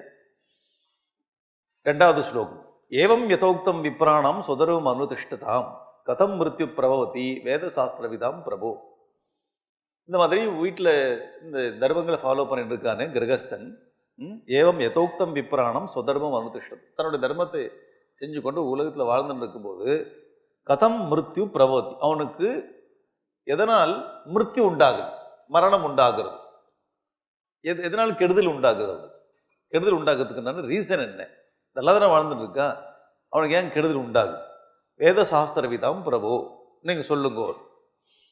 ஒரு மனுஷன் உலகத்தில் சிறப்பாக வாழும்போது அவனுக்கு எதனால் கெடுதல் உண்டாகுது, மரணம் உண்டாகுது, மிருத்யு உண்டாகுது? இது கேள்வி. நல்லா தானே போயிட்டு இருக்கு எல்லாமே. திடீர்னு என்ன? சதான் உவாச்ச தர்மாத்மா மகரிஷியின் மாணவோ பிருகு. பிருகு ரிஷி அந்த ரிஷிகளை பார்த்து சொன்னார். ஏன் பிருகு ரிஷி சொன்னார்? இப்போதான் சொன்னேன். பிருகு ரிஷி இடத்துல தான் மற்ற ரிஷிகள் கேள்வி கேட்கிறார்கள். பிருகு மனுவுடைய சாஸ்திரத்தை மற்ற ரிஷிகள் சொல்லிட்டு இருக்கார். ஸ்ரூயிதாம் ஏன தோஷேடம் மிருத்திர் விப்ரான் ஜிகாம் சத்தி, எந்த தோஷத்தினால் இவர்களுக்கு மரணம் உண்டாகிறது, கெடுதல் உண்டாகிறதுன்னு சொல்கிறேன் கேள் அப்படின்னு சொல்றார். அனபியாசையன வேதானாம், வேதத்தை அபியாசம் பண்ணலினா கெடுதல் உண்டாகும், மரணம் உண்டாகும். மரணம்னா கெடுதல், வேற ஒன்றும் இல்லை. எல்லாமே தான் சாக போறோம் ஒரு நாளைக்கு, எல்லாருக்கும் தான் மரணம் உண்டாகிறது. அப்ப இங்க மிருத்யுன்ற கான்டெக்ட்ல கெடுதல் உண்டாகிறது. அனபியாசையன வேதானாம், வேதத்தை படிக்கவில்லை என்றால், வேதத்தை படிக்க வேண்டியவன் வேதத்தை படிக்கவில்லை என்றால் கெடுதல். ஆச்சாரச வர்ஜனாத், டிசிப்ளின் போனா கெடுதல், வேதம் படிக்கலன்னா கெடுதல். ஆலசியாத்து, சோம்பேறித்தனம், சோம்பேறித்தனத்தாலும் கெடுதல். அன்னதோஷாச்ச, சாப்பிட்ற சாப்பாட்டுனால தோஷம் வருது. மிருத்திர் விப்ரான் ஜிகாம் சதி, இந்த மிருத்யு இந்த பிராமணர்களை, மனிதர்களை, இல்லை குடும்பத்தில் இருக்கிறவர்களை கெடுதல் செய்கிறது. வேதங்களை படிக்காததனால், ஆச்சாரத்தை விடுவதனால், சோம்பேறித்தனத்தினால், சாப்பிடக்கூடாதது சாப்பிடுவதனால் இவர்களுக்கு கெடுதல் உண்டாகிறது. 4 விஷயம் சொல்றேன். வேதத்தை படிப்பதனால், படிக்காததனால் அதை விட்டுருக்கு. ஆச்சாரச்ச வர்ஜனாஸ், ஆச்சாரிய முன்னாடி சொல்லிட்டார், வேதம் அப்படிப்பட்டு முன்னாடி அத்தியாயத்தில் படிச்சிருக்கு. ஆலசியம், சோம்பேறித்தனம், அதுக்கு ஒரு பெரிய லெக்சர் கொடுக்க வேண்டிய அவசியம். சோம்பேறித்தனம் அவ்வளோதான், இதுல லெக்சர், இது எங்களுக்கே தெரியும். காலையிலேருந்து அப்படி தான் இருக்குது, மத்தியானம் அப்படி தான், லஞ்சுக்கு அப்புறம், நைட்டு டின்னருக்கு அப்புறம் ஒன்றும் கேட்கக்கூடாது. அது சோம்பேறித்தனமா, ஆலசியா. அன்னதோஷாத், அன்னதோஷத்தை பற்றி இங்கே எக்ஸ்பிளைன் பண்ண போகிறேன். சாப்பிட்ற சாப்பாடு விஷயம். ஓகேவா? வரக்கூடிய இந்த ஸ்லோகங்கள் பூரா அங்கே பாரு. 5வது ஸ்லோகம் லஷுனம். லஷுனம் பூண்டு. புரியுதா ஏன் பூண்டுலாம் சாப்பிட மாட்டாங்கன்னு? லஷுனம் கிருஞ்சனம் செய்வ பலாண்டும் கவனானிச்ச அபக்ஷியானி துஜாதீனாம். சாப்பிடக்கூடாத விஷயம் இது. இதில் கிருஞ்சனம் பலாண்டும் கவனானி இதெல்லாம் கொல்லப்பட வேண்டாம். இதெல்லாம் தேடி கண்டுபிடித்து கொஞ்சம் கஷ்டம். லஷுனம் பூண்டு தின்னக்கூடாது, அவ்வளோதான். ஐயோ ஐயோ எனக்கு பூண்டு ஊறுகாதான் நிறைய பிடிக்கும். What should I do? What should I do? இப்படின்னு தெரிஞ்சுன்னா இந்த சாப்டர் மட்டும் ஸ்கிப் பண்ணணும். அதில் மெடிக்கல் டிபார்ட்மெண்ட்டில் அவங்க என்ன சொல்கிறாங்க, இன்னொன்று ஸ்பிரிச்சுவல், 2 ஸ்டாண்ட் பாயிண்ட். இல்லை இது ஒரு மெடிசனாக இருக்கிறது, ஓகே, அது ஸ்பிரிச்சுவல் டெவலப்மெண்ட். அது மைண்டில் என்ன விதமான இம்பேக்ட் கிரியேட் பண்ணுறது, அதனால பார்க்கணும். ஓகேவா? லஷுனம் அது மட்டும் பார்த்தா, அது மட்டும் நீங்கள் அனலைன் பண்ணிங்க. அப்புறம் 8வது ஸ்லோகத்தில் அனிர்தஷாயா கோக்ஷீரம். கோக்ஷீரம் 10 நாளுக்கு முன்னாடி இப்போ ஒரு பசு குட்டி போட்டிருந்தா, கன்று போட்டிருந்தா, அந்த 10 நாளுக்கு முன்னாடி அதை குடிக்கூடாது. அனிர்தஷாயாக கோக்ஷீரம். கோக்ஷீரம்னா பசுப்பா. 10 நாளுக்கு முன்னாடி அதை எடுக்க வேணாம். அதனால ஐயோ அதில் தானே நம்ம எடுப்போம், கேட்க மாதிரி வெட்டி சாப்பிடுவோம், சீம்பால்னு சொல்லுவோம். ஐயோ I like it so much, what should I do now? அது ஏன் அதெல்லாம் இருந்தால் அந்த பண்ண பசு கண்ணு போட்டு சில பாடியில் இருக்கக்கூடிய விஷயங்கள்லாம் வெளில போகும், க்ளீன் ஆகணும். இல்லை அதனால் ஒரு 10 days கொடுத்துருக்காரு க்ளீன் ஆகிறதுக்காக. இதெல்லாம் சிம்பிளாக புரியுது. பசு கண்ணு போட்டு 10 நாளுக்குள்ளே அந்த பாலை பயன்படுத்த வேண்டாம்னு ஏன் சொல்கிறாங்கன்னா, அது ஒரு வாஷ் பண்ணி வெளில போன எல்லாமே. அதனால் இப்போ புதுசாக ஒரு நதி கிளம்பி வருதுன்னா, நதியில் புது தண்ணியில் குளிக்கூடாதுன்னு ஏன் சொல்கிறாங்க? ஏற்கனவே நிறைய அந்த மணல் ஹீட்டில் இருக்குது, தண்ணி சில்லுன்னு இருக்குது, இது சேர்ந்து நம்ம போய் குளிச்சு, ஏற்கனவே நம்ம பாடி ரொம்ப ஸ்ட்ராங்கு, இதில் விழுந்துட்டோம், அவ்வளோதான், எழுந்துக்க முடியல. எங்கே எழுந்துக்கு அது ஏதோ அஃபெக்ட் ஆகிட்டு, அதனால் புது தண்ணியில் குளிக்காதுன்னு சொல்கிறாங்க பாருங்க. இதெல்லாம் ஏதோ ஒன்று இருக்குது உள்ள, இதனால சொல்கிறாங்க, இந்த ரீசனால சொல்கிறாங்க. 10 நாளுக்கு முன்னாடி, 10 நாளுக்கு பிறகு பயன்படுத்தல, 10 நாளுக்கு முன்னாடி பயன்படுத்தாத. அதே ஸ்லோகத்தில் கடைசியில் பாருங்க, விவசாயாஸ்ட யோக் கோபயா. பயகா அப்படின்னா இங்கே பால். கன்றுக்குட்டி இல்லாத பசுக்கிட்ட இருந்து இந்த பால் குடிக்கிறது கொஞ்சம் கஷ்டம். கன்றுக்குட்டி இருக்கக்கூடிய பசுவுடைய பால் பயன்படுத்துறது தான் விசேஷம். அதுவும் 10 நாளுக்கு அப்புறம் பயன்படுத்தணும். என்ன ரூல்ஸ் அண்ட் ரெகுலேஷன் எங்கெங்கெல்லாம் போய் பேசுகிற பாருங்க, ஒரு டாபிக் விடலை. எங்கள் வீட்டில் நாங்கள் பாம்பேயில் 25th ஃப்ளோரில் இருக்கிறோம். நாங்கள் இந்த பசு பார்த்ததே கிடையாது. பால் மட்டும் எங்கள் வீட்டுக்கு சேரும், பாக்கெட்டில் தான் வரும். இது பசுக்கிட்ட இருந்து இன்னைக்கு தான் புரிஞ்சுது நம்ம எங்கேருந்து எங்கள் லைஃப் ஸ்டைல் எங்கே போயிருக்கு பாருங்க. ஆனால் எல்லாம் பசுக்கிட்டு இருந்து அந்த காலத்தில் எல்லாம் வரும். இப்போவும் வச்சுருக்கேன் கிராமத்தில் பண்ண நிறைய பசு பால். அவங்களுக்கு தெரியும், இந்த மனு சொல்கிறது அவங்களுக்கு தெரியும், எதுக்காக இப்படி சொல்கிறாரு அப்படின்னு. ஒரு இடத்த விடல இருக்கா, நிறைய சொல்லிட்டு வரேன். நான் சில இதெல்லாம் நான் ஸ்கிப் பண்ணிட்டு வரேன். 15வது ஸ்லோகம் யோ எஸ்ய மாம்சம் அஷ்னாதி. எது எதனுடைய மாம்சத்தை சாப்பிடுகிறதோ ச தன் மாம்சத உச்சது. அது அந்த மாம்சத்தை சாப்பிடுகிறதுன்னு அர்த்தம். என்ன நம்ம பேசுற மாதிரி இருக்க? யோ எஸ்ய மாம்சம் அஷ்னாதி. எது எதனுடைய மாம்சத்தை சாப்பிடுகிறதோ அது அதனுடைய மாம்சத்தை சாப்பிடுகிறது. ஸ்டேட்மெண்ட் பாருங்க. மத்ஸ்யாதகா சர்வ மாம்சம் சர்வ மாம்சாதகா. இந்த மத்ஸ்யம் இருக்கு, மீன் இருக்கு. மீன் எல்லா மாம்சத்தையும் சாப்பிடுது, அதனுடைய மாம்சத்தையும் சாப்பிடுது. ஒரு பெரிய மீன் குட்டி மீன் முழுங்குறது இல்லை, பெரிய மீன் குட்டி மீன் முழுங்குறது இல்லை. அப்ப இதனுடைய மாம்சம் இதனுடைய மாம்சத்தையும் சாப்பிடுறது. அதனால இருக்கிற விஷயத்தை பூரா தஸ்மாத்து மத்ஸ்யான் விவர்ஜயேத்து. அதனால மீன் சாப்பிடுறவங்களா மீன் சாப்பிடாதீங்க. ஒரு ஒரு ஒரு முடிவோடு தான் இந்த சாப்டர் ஆரம்பிச்சிருக்காரு.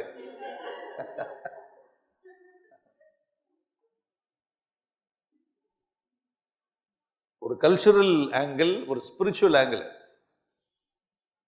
இதெல்லாம் சாப்பிட்டா நல்லதுன்னு மெடிசன் சொல்றது, அது அது அது ஒரு ஒரு ஆங்கிள். அது யாருக்கெல்லாம் இது வேணுமோ அதை எடுத்துக்கலாம், யாருக்கு வேணாமோ அதை விட்டுலாம், ஒன்றும் இல்லை, சிம்பிள். இது ரீசன் சொல்றார். எது எதனுடைய மாംசம் சாப்பிடுதோ அது அதனுடைய மாംசம் சாப்பிட்டுக்குது. இந்த மீனை பொறுத்தவரையும் மற்ற மிருகங்கள் இப்போ புலியுடைய இது சாப்பிடாது, அது வந்து வேற ஒன்று சாப்பிடும், அதே அதனுடைய மாംசம் சாப்பிடாது. இந்த மீனை பொறுத்தவரையும் இந்த பெரிய மீன் குட்டி மீன் முழுங்கிட்டு, இந்த மாதிரியா இருக்கக்கூடிய விஷயங்களை அவாய்ட் பண்ணிக்கோன்னு சொல்றாரு. இது வேணாம், இது விட்டுருங்க, இந்த மாதிரி ஒரு விஷயம் இருக்குன்னு சொல்ல வந்தது, அதெல்லாம் வேணா விடுங்க. இந்த 17வது ஸ்லோகத்துல ஒரு லைன் இருக்கு. ந பக்ஷயேத்து ஏகச்சரம் அஜ்ஞாதாம் மிருகத்விஜானு. தெரியாத மிருகங்களை, தெரியாத பட்சிகளை அடித்து சாப்பிட வேண்டாம்னு சொல்றாரு. டாபிக் நல்லா இருக்க, இப்பதான் விறுவிறுப்பா இருக்கு.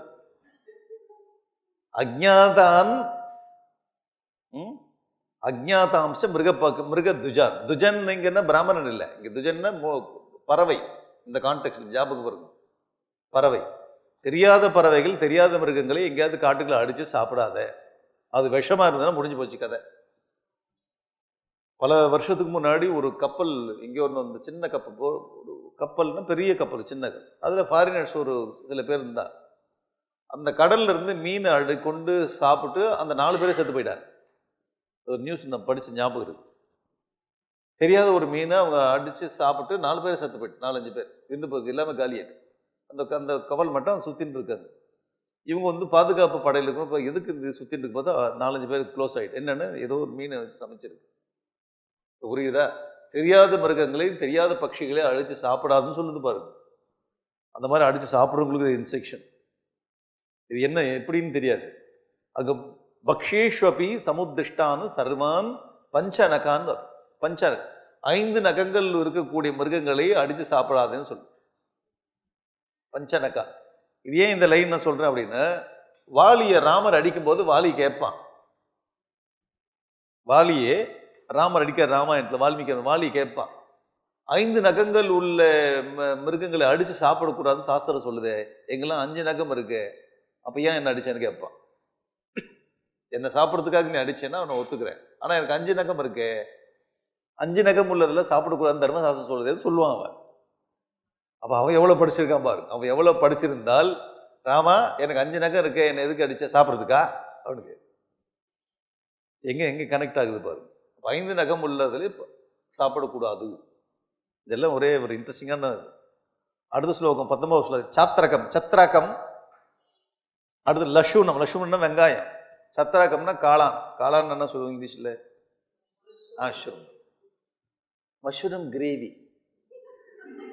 மஷ்ரூம் 65. இப்ப டாப் கிளாஸ் எந்த ஹோட்டல்ல பண்ணல, மஷ்ரூம் தான் ஃபர்ஸ்ட். சத்திரம் கொடை. சத்திரனா கொடைன்னு சொல்றது இந்த காளான் கொடை மாதிரி தான் இருக்கு. சத்ராக்கம், லஷுனம், இதெல்லாம் வந்து தமசிக் ஃபுட்டு. இது வந்து மனசுல வந்து சில பாதிப்புகள் உண்டாக்கும்ன்றதுக்காக சொல்றாரு, இதெல்லாம் அவாய்ட் பண்ணலாம்னு சொல்றாரு. அப்போ நாங்க வந்து போகும்போது சாப்பிட்டு போலாம்னு நினைச்சோம், இந்த 1 வீக் முடிச்சுட்டு. அப்போ இல்லையா, அதை நீங்க டிசைட் பண்ணிங்க. இனிமே பாருங்க, இனிமே வரக்கூடிய டாபிக் தான் ஒரு இன்ட்ரெஸ்டிங்கான டாபிக். மனு வந்து சொல்றாரு, இங்க சொல்றாரு, யஜ்யங்கள்ல பசுக்களை வந்து ஆகுதி கொடுக்குறாங்களே, அந்த டாபிக்கை விளாவரே பேசுறாரு, மறைக்கவே இல்லை. அந்த காலத்துல சில யஜ்யங்கள், ஸ்பெஷல் யஜ்யங்கள் பண்ணும்போது அந்த யஜ்யங்கள் மிருகங்களுடைய மேதா, என்ன கொழுப்பு பயன்படுத்தி போட்டாங்களே, மாம்சங்களை போட்டாங்களே, இது வந்து எப்படி அப்படின்னு சில பேர் வந்து இதை படிச்சுட்டு உங்க யாகங்கள் எல்லாம் மிருகங்களை வெட்டி வெட்டி போட்டாங்கன்னு சொல்றான். இந்த பகுதியை படிச்சுட்டு இந்த பகுதிக்கு வந்து கிரிட்டிசைஸ் பண்ணும்போது மனு சொல்றார், நீங்க ஓப்பனா உங்களுக்கு எல்லாத்தையும் நான் சொல்லிடுறேன், சொல்லிட்டு அதுக்கப்புறம் நான் அனலைஸ் பண்ணுறேன். சரி, என்னென்ன ஸ்லோகம், நீங்க ஸ்லோகத்தை பாருங்க. 22வது ஸ்லோகத்துக்கு வாங்க. இது என்ன ஸ்டாண்டர்ட் ஸ்லோகம்? இந்த புக்கு வந்து அவைலபிள், இதுக்கு டிரான்ஸ்லேஷன் அவைலபிள். நம்ம ரிஷிகள் வந்து எதையுமே எடிட் பண்ணி இதை மூடி மறைச்சபடிலாம் பண்ணல. இதெல்லாம் ஒரு காலத்தில் நடந்திருக்கு. அந்த கான்டெக்ஸ்ட் என்ன, இது எப்படி புரிஞ்சுக்கணும்னு நம்ம வந்து முயற்சி பண்ணி ஆகணும். எவ்வளோ ஒருத்தர் கேட்குறா, உங்கள் சாஸ்திரத்தில் இப்படிலாம் இருக்கே அப்படின்னா, நீ வந்து இதை வந்து டிஃபெண்ட் பண்ணி தானே ஆகணும். அது வந்து கன்வின்சிங் ஆன்சர் கொடுத்து தானே ஆகணும், அப்போ தெரிஞ்சு தானே ஆகணும், அப்போ அதை படிச்சு தான் ஆகணும். அப்போ 22வது ஸ்லோகத்தில் பாருங்க, 5வது அத்தியாயத்தில் யஜ்ஞார்த்தம் பிராமணைஹி வத்யாக பிரசஸ்தா மிருகபக்ஷிணா விருத்தியானாம் சைவ விருத்தியர்த்தம் அகஸ்தியோ ஆச்சரத்து பூரா. அகஸ்திய முனிவர் முன்னாடி பண்ணியிருக்காருன்னு ஒரு ரெஃபரன்ஸ் கொடுக்குறார். எங்க பாருங்க, இது பேசியிருக்கிறது மனு தர்மம். எங்க பேசியிருக்காரு இவருன்னா ஸ்வயம்பு மனு. ஸ்வயம்பு மனு அவரால் எழுதப்பட்ட புத்தகத்தில் அகஸ்திய ரெஃபரன்ஸ் வருது. அப்ப அகஸ்தியர் வயசுக்கு என்ன, அகஸ்தியோட வயசு என்ன? முருக ரிஷி சொல்லும் போது அகஸ்தியர் வந்து ரெஃபரன்ஸ்கார், அகஸ்தியர் செய்திருக்கார். இப்ப நம்ம வந்து ஓவரா அந்த மகாத்மா காந்தியோட அகிம்சையில இன்ஃப்ளூயன்ஸ் ஆயிட்டோம். மகாத்மா காந்தி நம்ம படிக்கும்போது அகிம்சா தத்துவத்தில் இன்ஃப்ளூயன்ஸ் ஆயிட்டோம். நான் வெஜிடேரியன் வந்து ரொம்ப பாப்புலர் ஆகிட்டா. மகாத்மா காந்தி அகிம்சா. புத்தரை ஏன் வச்சிருக்கோன்னா அகிம்சா மூர்த்தி. அவர் பார்த்தா அமைதியா இருக்கு. அகிம்சா அகிம்சா அகிம்சானா யாரையும் எதுவும் சொல்லாதீங்க, யாரும் எதுவும் திட்டாதீங்க, யாருக்கும் துன்பத்தை கொடுக்காதீங்கன்ற ஒரு கான்செப்ட் மைண்டுக்குள்ள டோட்டலாக போனதுனால நம்ம அதுக்குலேருந்து மீண்டு வந்து வெளியில மற்ற விஷயங்களை பார்க்கறதுக்கு முடியல, பார்த்தாலும் அக்செப்ட் பண்ண முடியல. எதிரியே இருந்தாலும் அவனுக்கு நீ கருணை காட்டு அப்படின்னு சொல்லி நம்மளை குட்டிச்சவராயிட்டாங்க. எதிரியே இருந்தாலும் உன்னை வந்து கொல்ல வரும்போது அவனிடத்துல அகிம்சையை காட்டு.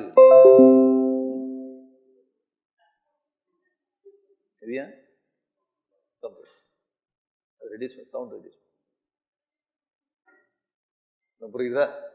அகிம்சான்ற ஒரு விஷயம் நம்ம ரொம்ப டீப்பா பார்த்தோம். குறிப்பா ஹிந்து மைண்டுக்குள்ள டீப்பா போனதுனால நமக்கு பல பிரச்சனை, அதெல்லாம் எக்கச்சக்கமான கேள்வி வரும். யதார்த்தத்தை அப்படியே நம்ம பார்க்க முடியல.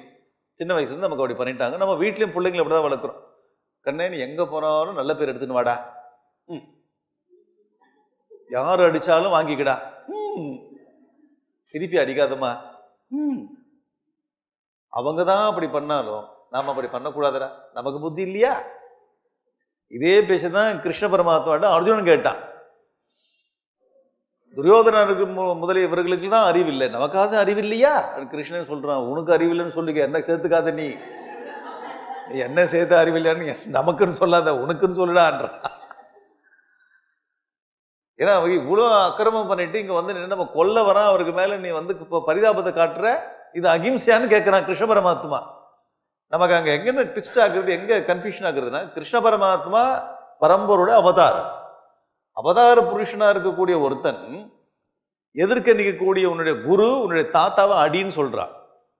அப்ப இந்த பக்கம் பார்க்கும்போது அர்ஜுனன் வந்து தாத்தா மேலையும் குரு மேலையும் எடுத்து வளர்த்தவர் இல்லவா, பப்பன் சாதம் ஊட்டினவர் இல்லவா தாத்தா, பப்பன் சாதம் ஊத்திட்டு அவரை போய் அடிக்கிறியே, குரு எவ்வளவு சொல்லிக் கொடுத்தாரு, குருவை போய் அடிக்கிறியே, அப்போ சொல்லிக் கொடுத்த குருவையும் எடுத்து வளர்த்த தாத்தாவை அடிப்பது தான் நியாயமா தர்மமா அப்படின்னு இவன் கேட்கிறான். இந்த பக்கத்துல சொல்றாரு அது கரெக்ட் தான்றாரு.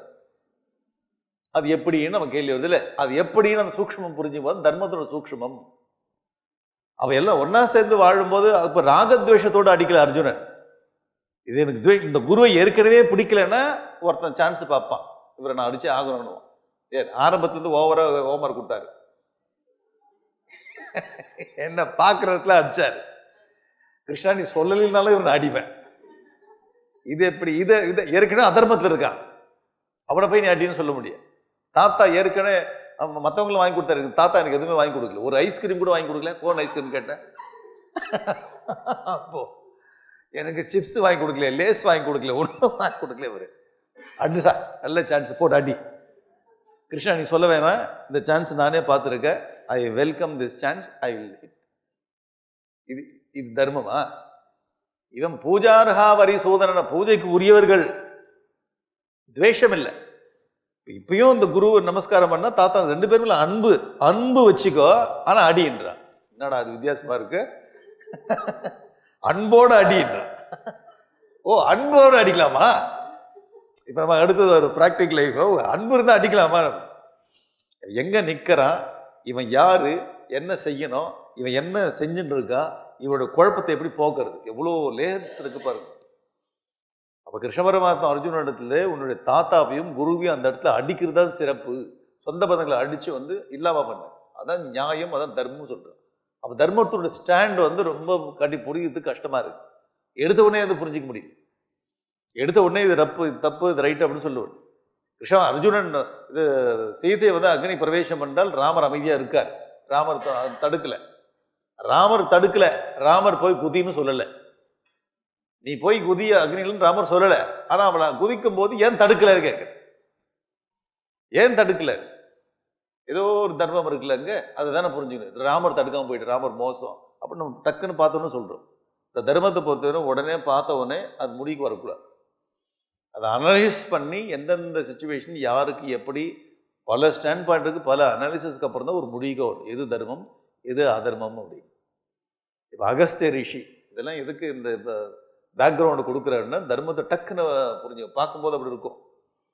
அப்போ அகிம்சை அப்படின்னா எந்த உயிரையும் சாகடிக்காமல் இருக்கிறது அகிம்சை.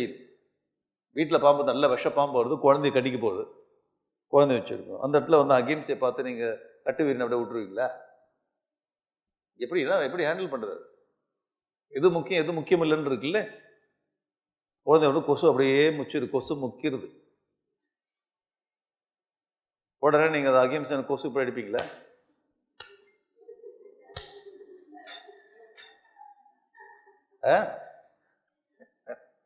மெதுவாக ஊதுவீங்களா? அடிச்சு இல்லாத பண்ணியா என்ன? ஒரு கொசு உள்ளுக்குள்ள வரக்கூடாது. அகிம்சைன்றதை ரொம்ப ஓவரா நம்ம வந்து பாராட்டிட்டோம், அதனால வந்து வேணாம் நமக்கு. அகிம்சைன்றது தப்பா புரிஞ்சு ஓவரா பாராட்டி எதுவுமே யாரையுமே என்னமே சொல்லக்கூடாது. அதனால நம்ம வீட்டில் இருக்கிற பொன் பிள்ளைங்க எங்கேயாச்சும் வாழை போச்சுன்னு வச்சுங்களேன், எங்கேயாச்சும் வாழை போச்சுன்னா அவன் வந்து அந்த வீட்டில் இதில் போட்டு அடின்னு நொறுக்குறாங்க, அதை திட்டுறாங்க, என்னென்னமோ குடும்பப்படுத்துறாங்க. இதெல்லாம் சப்ரஸ் பண்ணி உட்காந்துட்டு, ஏமா நீ உட்காந்து என்கிட்ட ஏன் சொல்லலைன்னா அகிம்சையை ஃபாலோ பண்ணலாம். நீயும் அகிம்சையும் இது எப்படி? நீ போகிற இடத்துல வந்து தேவையில்லாமல் உன்னை சப்ரஸ் பண்ணுறான், தேவையில்லாமல் திட்டுறான், உனக்கு போட்ட எல்லா நகையும் எடுத்துட்டான், ஏமாத்துறான், உன்னை ஒரு வேலைக்கார பொண்ணு போல அடிமையாக நடத்துகிறான். இது அகிம்சையா? இது கராத்தே சொல்லி கொடுத்துல அமைச்சிருக்கணும் நம்ம புள்ளி. அங்கே உங்களுக்கு புரியுது எது அகிம்சைன்னு? யார் என்ன தப்பு செஞ்சாலும் அதை அப்படியே தாங்கி கொண்டு அப்படியே இருக்கிறது அகிம்சை. நம்ம கான்செப்ட் ஆஃப் அகிம்சை வந்து வேற எதுவும் போயிட்டு. கிருஷ்ண பரமாத்மாவோட பகவத்கீதை ஃபர்ஸ்ட் அத்தியாயத்தை படிச்சு செகண்ட் அத்தியாயத்தோட ஆன்சர் பார்த்தாலே அகிம்சை கான்செப்ட் புரிஞ்சிடும். துவேஷத்தோடு ஒருத்தர் அழிக்கணும்னு நினைக்கிறோமே அதுதான் ஹிம்சை. துவேஷம் மனசுக்குள்ள துவேஷம் ஏற்பட்டு அழிக்கணும்னு நினைக்கிறது ஹிம்சை. மற்றபடி எந்தெந்த இடத்துல யார் யாரே என்னென்ன எப்படி எப்படி ஹேண்டில் பண்ணோமோ எல்லாம் அகிம்சை தான். இப்ப இங்க பாருங்க, இந்த ஸ்லோகத்துல யஜ்ஞார்த்தம் பிராமணைகி வத்யா பிரசஸ்தா மிருகபக்ஷினஹா. சில யஜ்ஞங்கள்ல, அது ஸ்பெஷல் யஜ்ஞம், எல்லா யஜ்ஞம் இல்லை, ஒரு சில யஜ்ஞங்கள்ல மிருகங்களை பட்சிகளை வதம் செய்து அதனுடைய மாம்சத்தோடைய பகுதி எடுத்து அதில் யாகம் செய்தார்கள். இருக்கு, ஒத்துக்குங்க, இருக்கு, மூடி மறைக்கல, செய்தார்கள். அது யாரு வந்து பிரமாணம்? அகஸ்தியரும் இதை செய்திருக்கிறார் அப்படின்னு சொல்ற. அவர் சொல்லும் போது உடனே நீ இப்படி சொல்றியே, இது யாராச்சும் பண்ணியிருக்காங்க? அகஸ்தியர் செய்திருக்கிறார் முன்னாறு காலத்தில், சரியா? பபூர்ஹி புரோடஷாயா பக்ஷானம் மிருகபக்ஷினாம் புராணேஷ்வபி யஜ்ஞேஷு பிரம்மக்ஷத்திர வசேஷு க்ஷத்ராவச சவேஷு ச. பிராமணர்கள் க்ஷத்திரியர்கள் இவர்களை செய்திருக்கிறார்கள் முன்னாடி, புராணேஷ் முன்னாடி ஒரு காலத்தில் செய்திருக்கிறார்கள். இதெல்லாம் நடந்திருக்கு. எந்தெந்த பட்சிகளை வந்து இதுல யாகத்துல சேர்க்கலாம், எந்தெந்த மிருகங்களை யாகங்களை சேர்க்கலாம்னு ஒரு லிஸ்ட் இருக்கு, எந்த யாகத்தை சேர்க்கலாம்னு லிஸ்ட் இருக்கு, எப்படி பண்ணணும்னு ஒரு பெரிய முறையே இருக்கு. இப்ப நமக்கு இந்த யாருமே இங்க பண்றதில்லை, இந்த கலியுகத்துல எங்குமே யாரும் எங்க பண்றதில்லை. ஒரு காலத்துல இருந்தது அந்த விஷயம் பேச, நம்ம சாஸ்திரத்துல அப்படி இருந்ததே அப்படின்னா அதை வச்சு நம்ம பேசிட்டு இருக்கோம். மூடி மறைக்கிறதுக்கு ஒண்ணும் இல்லை, ஒரு காலத்துல எங்கேயோ பண்ணியிருக்கா.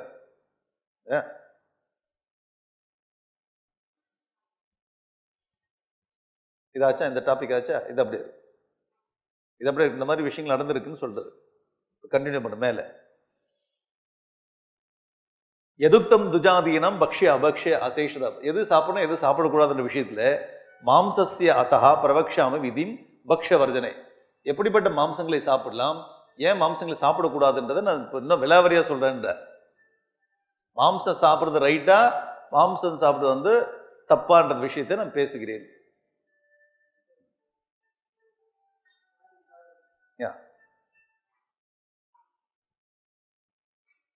சரியா? Right right. இந்த ஸ்லோகம் நம்பர் 26, 22, 23, 26க்கு வாங்க. 24 வேண்டாம், 25 வேண்டாம், 26 வேணாம், 27க்கு வாங்க. 27 கடைசி லைன் ஒரு பிராணானாம் ஏவ ச அத்தியே. எங்க மாம்சம் சாப்பிடணும்னா உயிர் போற இடத்துல மாம்சம் சாப்பிட்டு உயிரை பாதுகாத்துக்கோன்னு சொல்லிட்டு 27வது ஸ்லோகத்துல பிராணானாமேவ சாத்தியே. பிராணன் போகின்ற நேரத்தில் நான் ஏதாச்சும் சாப்பிட்டு உயிர் வாழணும்னு ஒரு நிலை வந்தால், அந்த மாதிரி இருக்கக்கூடிய நிலையில மாம்சம் தான் இருக்கு, வேற இல்லைன்னா அதை சாப்பிட்டு உயிரை காப்பாத்திக்கோண்டு. ஆபத்தர்மம். மாம்சம் சாப்பிட்ற எங்க உயிர் போகிற நேரத்தில் அந்த மாதிரி ஒரு சுச்சுவேஷன் அப்படி கிடைச்சா சாப்பிடு, தப்பு இல்லை. இதையே எடுத்துக்கொண்டு இதையே பொழப்பா எனக்கு காலையிலேருந்து சாயங்காலம் வரையும் பிராணம் போறா போலே இருக்கு, எனக்கு வடிச்சு வடிச்சு கொட்டுங்கோ அப்படிங்கிற மனுஷன் கான்டெக்ட் வந்து பாருங்க எவ்வளவு ஹைலி ப்ராக்டிக்கல் டெக்ஸ்ட். இந்து தர்மம் எல்லாம் ரொம்ப ப்ராக்டிக்கல். பேச போற டாபிக்லாம் வெரி ப்ராக்டிக்கல்.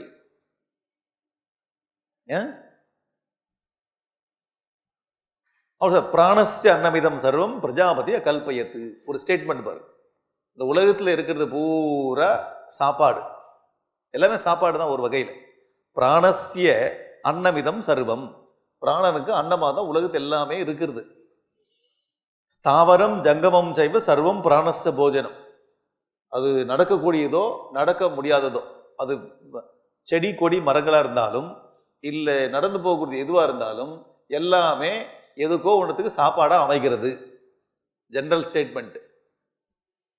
உலகத்தில் படைச்ச எல்லாம் எதுக்கோ சாப்பாடா ஆகிறது. General statement, general formula. பிராணஸ்ய இதம் சர்வம் பிரஜாபதி அகல்பித். உலகத்தை படைக்கும் போதே இந்த இறைவன் படைச்சிருக்கான். நீ எதோ அடிச்சுதான் சாப்பிடும் இந்த உலகத்துல. அது நடக்கிறதா இருக்கலாம், நிக்கிறதா இருக்கலாம். ஸ்டேட்மெண்ட் பண்ணிட்டாரா? அப்புறமா இருக்கும் சராணாம் அன்னம் அச்சராகா. எது இதெல்லாம் நடக்கிறதோ நடக்கக்கூடியதெல்லாம் நடக்க கூடாததை சாப்பிடுது. பசு எல்லாம் புல்லு சாப்பிடுது. சராணாம் அன்னம் அச்சராகா. நடக்கக்கூடியதெல்லாம் நடக்க முடியாததை சாப்பிடுது. நம்ம வீட்டில் பசங்கள்லாம் நடக்கக்கூடிய பசங்கள்லாம் கொய்யா மரம் நடக்காம இருக்கு, கொய்யா பழத்தை அடிச்சு சாப்பிடுது. அவன் நடக்கக்கூடியதுல நடக்க முடியாம இருக்குது அடிச்சு சாப்பிடுறது. தம்ஷினாம் அதம்ஷினஹா. பல்லு இருக்கிறது, பல்லு இல்லாத அடிச்சு சாப்பிடுது. தம்ஷினா இந்த பல்லு கோரப்பல். பல்லு இருக்கிறது, பல்லு இல்லாத அடிச்சு சாப்பிடுறது. உலகத்துல பாருங்க நிலைய. அஹஸ்தாச்ச சஹஸ்தானம். கை இருக்கிறதுனா கை இல்லாத அடிச்சு சாப்பிடுது. சூரானாம்ச பீரபகா. எவன் வெயிட் உள்ளவனா இருக்கிறானோ அவன் வெயிட் இல்லாதவனா அடிக்கிறான். நம்ம வீட்டில் நடக்கிற கேஸ் தான், நம்ம ஆஃபீஸில் நடக்கிறது தான். கடைசி ஸ்லோகம் சொன்னீங்களே அந்த பஞ்ச் லைன் எங்களுக்கு. வேலை நான் பண்ணுவேன், இன்னொருத்தன் பேர் எடுத்துக்கிறான். நான் பீரு, அவன் சூர. கான்செப்ட் பாரு. பல்லு இருக்கிறது பல்லு இல்லாத அடிக்கும், கை இருக்கிறது கை இல்லாத அடிக்கும், நடக்கிறது நடக்க முடியாத அடிக்கும். எவன் வெயிட்டா இருக்கானோ அவன் சொங்கி அடிப்பான். இப்படிதான் அடிச்சு வாழ்றது. அப்ப அடிச்சு வாழ்றது உலகத்தின் நிலையாக இருக்கிறது உண்மை. சாஸ்திரம் உண்மையை பேசுறது. இப்படிதான் நடக்கும். இவன் எவ்வளவு பவர்ஃபுல்லா இருக்கிறானோ அவன் பவர்ஃபுல்லா இருக்கிறோம், பவர் இல்லாதவனா அடிப்பான். அடிக்கிறது தான் இப்படி அடிக்கிறது இல்லை, அவன் பல விதத்துல அடிப்பான். கையை வச்சுதான் அடிக்கணும்னு அவசியம் இல்லை, இல்லாம பண்ணிடுவான். எதிர்த்து கேள்வி கேட்டாலும் நீ காலி.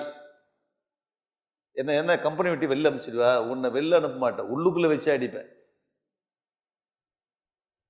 நீ வெளியில விட்டுரு, என்ன வாழ்க்கையே விட்டு நான் எங்கேயா போய் பொழைச்சிக்கிறேன். அது எப்படி? நீ வெளியில விட்டா நீ பவரா என்ன அடிச்சிருவிய? அப்போ சூரானாம் செய்வ வீர. இப்படிதான் உலக நிலை போயின்னு இருக்கு. யஜ்ஞாய ஜக்ஞிமான் ஜக்ஞி தர்மாம்சிய ஏதத்யேவ தெய்வோ விதிஹி ஸ்மிருதா அதோ அந்யதா பிரவருத்திஸ்து ராட்சசோ விதி உச்சத்தை. எல்லாம் கவனிச்சுனே வாங்க, நோட்ஸ் எடுத்துங்க, நிறைய கொஸ்டின் வரும், பின்னாடி டிஸ்கஸ் பண்ணிக்கலாம். யஜ்ஞம் பண்ணும்போது யஜ்ஞத்திற்காக ஒரு ஜீவனை நம்ம அதில் அதனுடைய மாம்சத்தை போடுறாங்க. யஜ்ஞம் செய்யும் போது ஒரு ஜீவனுடைய மாம்சத்தை அதில் போடுறானே அது தெய்வ விதி. மற்றபடி இவன் அடிச்சு சாப்பிட்றதுக்காக பண்ணான அது ராட்சச விதி. ஒரு ஜீவனுடைய உயிர் யஜ்ஞத்தின் போது அது அதில் கொடுக்கப்படுகிறது, அது மாம்சம் பயன்படுத்தப்படுது, அது தெய்வ விதி.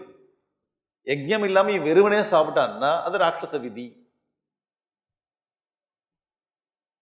இது எழுதும்போது கேள்வி 1000 வரும். அந்த 1001 சேர்த்து எழுதிக்கோ.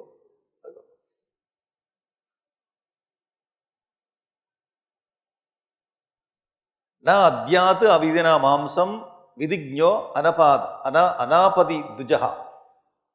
விதி இல்லாம அந்த மாம்சத்தை விதி இல்லாம மாம்சத்தை சாப்பிடக்கூடாது. நான் அத்யாத்து நம்பர் சொல்லிடுறேன். 31வது ஸ்லோகம் எடுத்துக்கோ. 31வது ஸ்லோகம் நான் சொல்லிட்டேன். 33வது ஸ்லோகம். நான் அத்யாத்து அவிதினா மாம்சம், விதி இல்லாம அதை ஒரு சிஸ்டமேட்டிக்கான ஒரு சிஸ்டம் இல்லாம மாம்சத்தை சாப்பிடாது.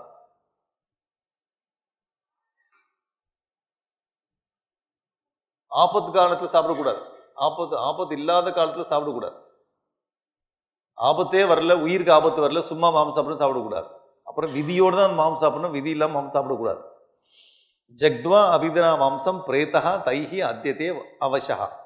யாராச்சும் ஒரு மனிதன் விதி இல்லாத தேவையில்லாம மாம்சத்தை சாப்பிட்டான் என்றால் பிரேதா செத்து போன பிறகு தைஹி அத்தியதே அவசா.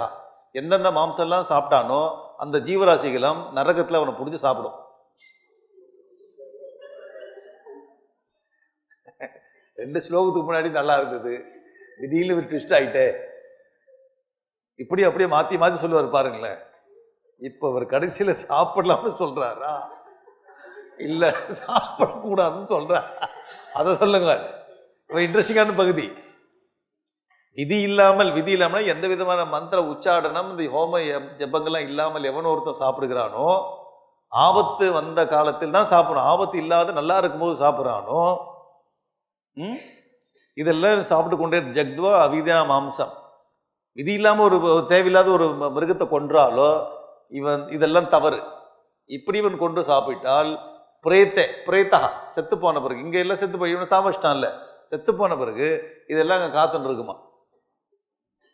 வாமா வா, யாரு நீங்கெல்லாம் என்ன வரவேற்கிறதுக்காக காத்துட்டு இருக்கீங்களோ அப்படின்னு உன்னை வரவேற்கிறதுக்காக தான் இருக்கிறோம், உன்னை பொறான்றதுக்காக. இவனை மற்ற ஜீவர்களும் சாப்பிடும். தைஹி அத்தியத்தை அவசா, அவர்களால் அந்த ஜீவராசிகளால் இவன் சாப்பிடப்படுவான். ஓகே, இது என்ன பாருங்க, மாத்தி மாத்தி மாத்தி சொல்றா பாருங்களேன். 37வது ஸ்லோகம் வாங்கோ. 37வது ஸ்லோகம் ரொம்ப இன்ட்ரெஸ்டிங்கான பகுதி. இவ்வளவு சாஸ்திரங்கள் சொல்றதெல்லாம் படிக்காம விட்டுமா நம்ம? 37வது ஸ்லோகம் பாருங்க. குர்யாத்து கிருத பசும். ஒருவேளை உங்களுக்கு சாப்பிடணும், மாம்சம் சாப்பிடணும்னு ஆசை இருந்தா கிருதம் நெய்யால செஞ்சு அதை சாப்பிடுன்றார். நெய்யால ஒரு பூனை செஞ்சுக்கோ, நெய்யால ஒரு மானை செஞ்சுக்கோ. நெய் கிருத பசும். கிருத பசும் சங்கே குர்யாத்து பிஷ்ட பசும். இல்ல மாவுல செஞ்சுக்கோ, கோதுமாவு மைதா மாவு. பிஷ்ட பசும் நெய்யால செஞ்சுக்கோ, இல்ல மாவால செஞ்சுக்கோ. நத்வேவது விருதாஹந்தும். தேவையில்லாம ஒரு ஜீவனை சாகடிக்கூடாது. சாப்பிடணும்னு ஆசை இருந்தா இந்த மாதிரி செஞ்சு சாப்பிடு. பசும் இச்சேத்து கதாச்சன. ஒரு ஒரு ஒரு மிருகத்தை அடிச்சு சாப்பிடக்கூடாது. எனக்கு மாம்சம் சாப்பிடணும்னு ஆசையா இருக்க, ஒரு 4 கிலோ மைதாமா வாங்கிடுவா. ஏன் 4 கிலோ மான் கறி சாப்பிடணும்? நிறைய இந்த ஒரு சில நாயை பார்த்தா நாய் போல பண்ணிக்கோ, தப்பு இல்லை, பண்ணிக்கோ.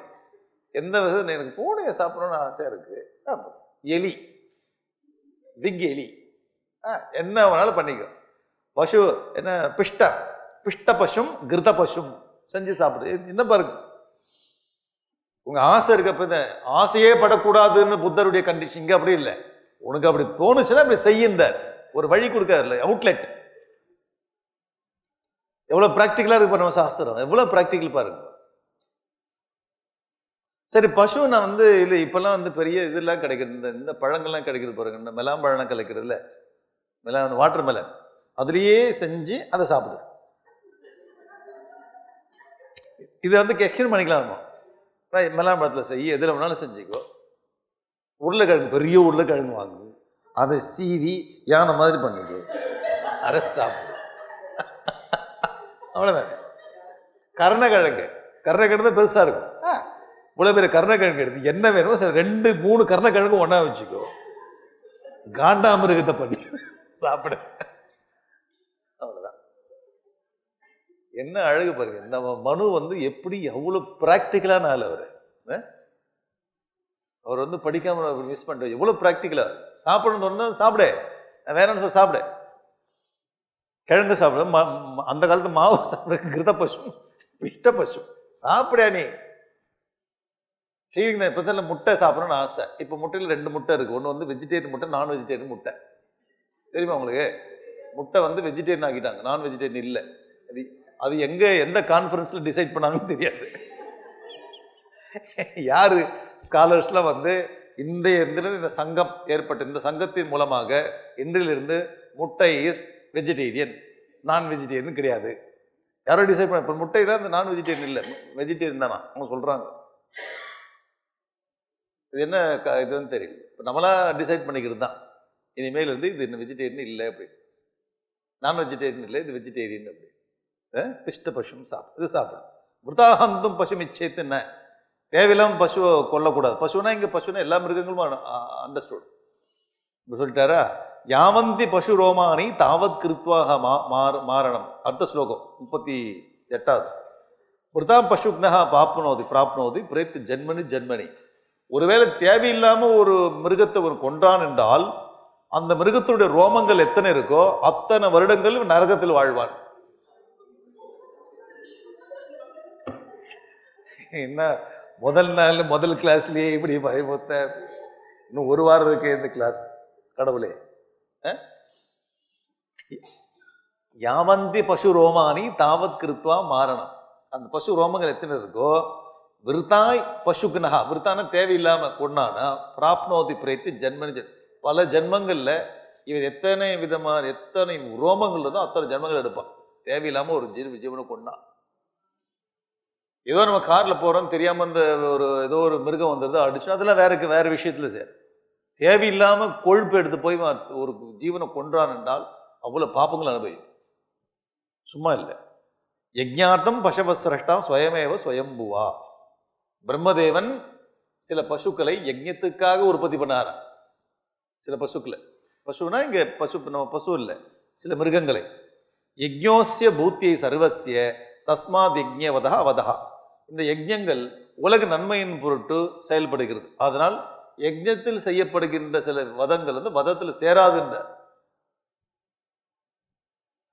முதல்ல இது கேட்கும்போது ரொம்ப அதிர்ச்சியா இருக்கும், ஆச்சரியமா இருக்கும். என்ன இது இப்படிலாம் சொல்லியிருக்கிறது, சொல்லியிருக்கு. இதெல்லாம் நம்ம கேள்வியே படல, யாரும் சொல்லவே இல்லை. பயப்படுறேன், டாபிக் தொடர்றதுக்கு பயப்படுறேன். ஆனால் தொட்டு தான் ஆகும் நம்ம இல்லை.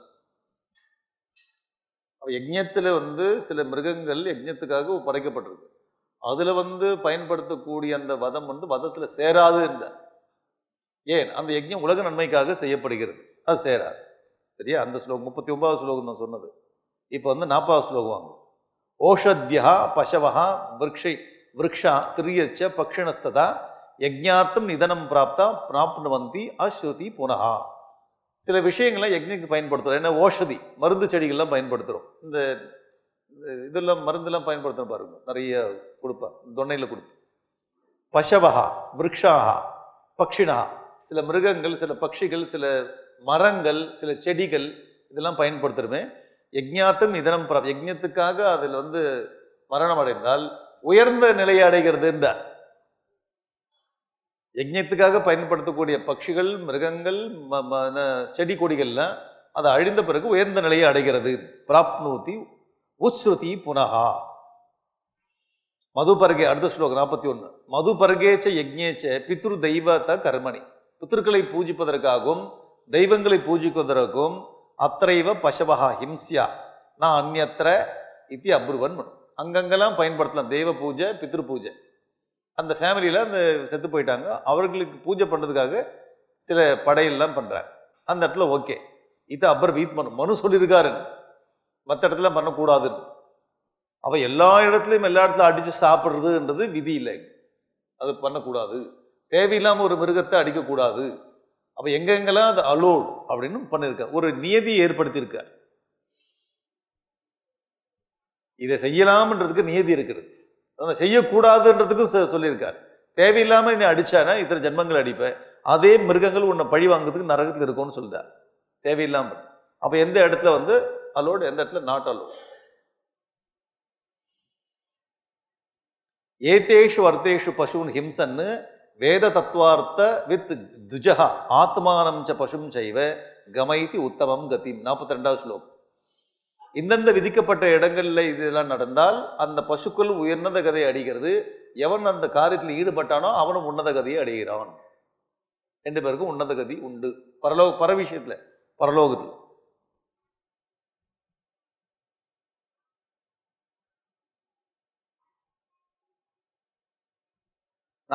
ஸ்லோகம். யோ வேத விஹிதா ஹிம்சா நியதா அஸ்மின் சராச்சரே அஹிம்சாயாமேவ தாம் வித்யாது வேத வேத தர்மோஹி நிர்பவௌ. வேதங்களில் சொல்லப்பட்ட எந்தெந்த இடத்துல இந்த மாதிரி மிருக பட்சி பயன்படுத்தப்படுகிறதோ அதெல்லாம் ஹிம்சையில சேராது, அதெல்லாம் அகிம்சைன்ற. அஹிம்சாமேவ தாம் வித்யாத், அதுக்கு பேர் அகிம்சைன்னு சொல்லு. இந்தந்த இடத்துல இந்தந்த மிருகங்கள் பட்சிகள் பயன்படுத்தினால் அது ஹிம்சையாகாது, அகிம்சை. வேதா தர்மோகி நிர்பவ். வேதத்திலிருந்தா தர்மத்தை நம்ம கண்டுபிடிக்கிறோம்.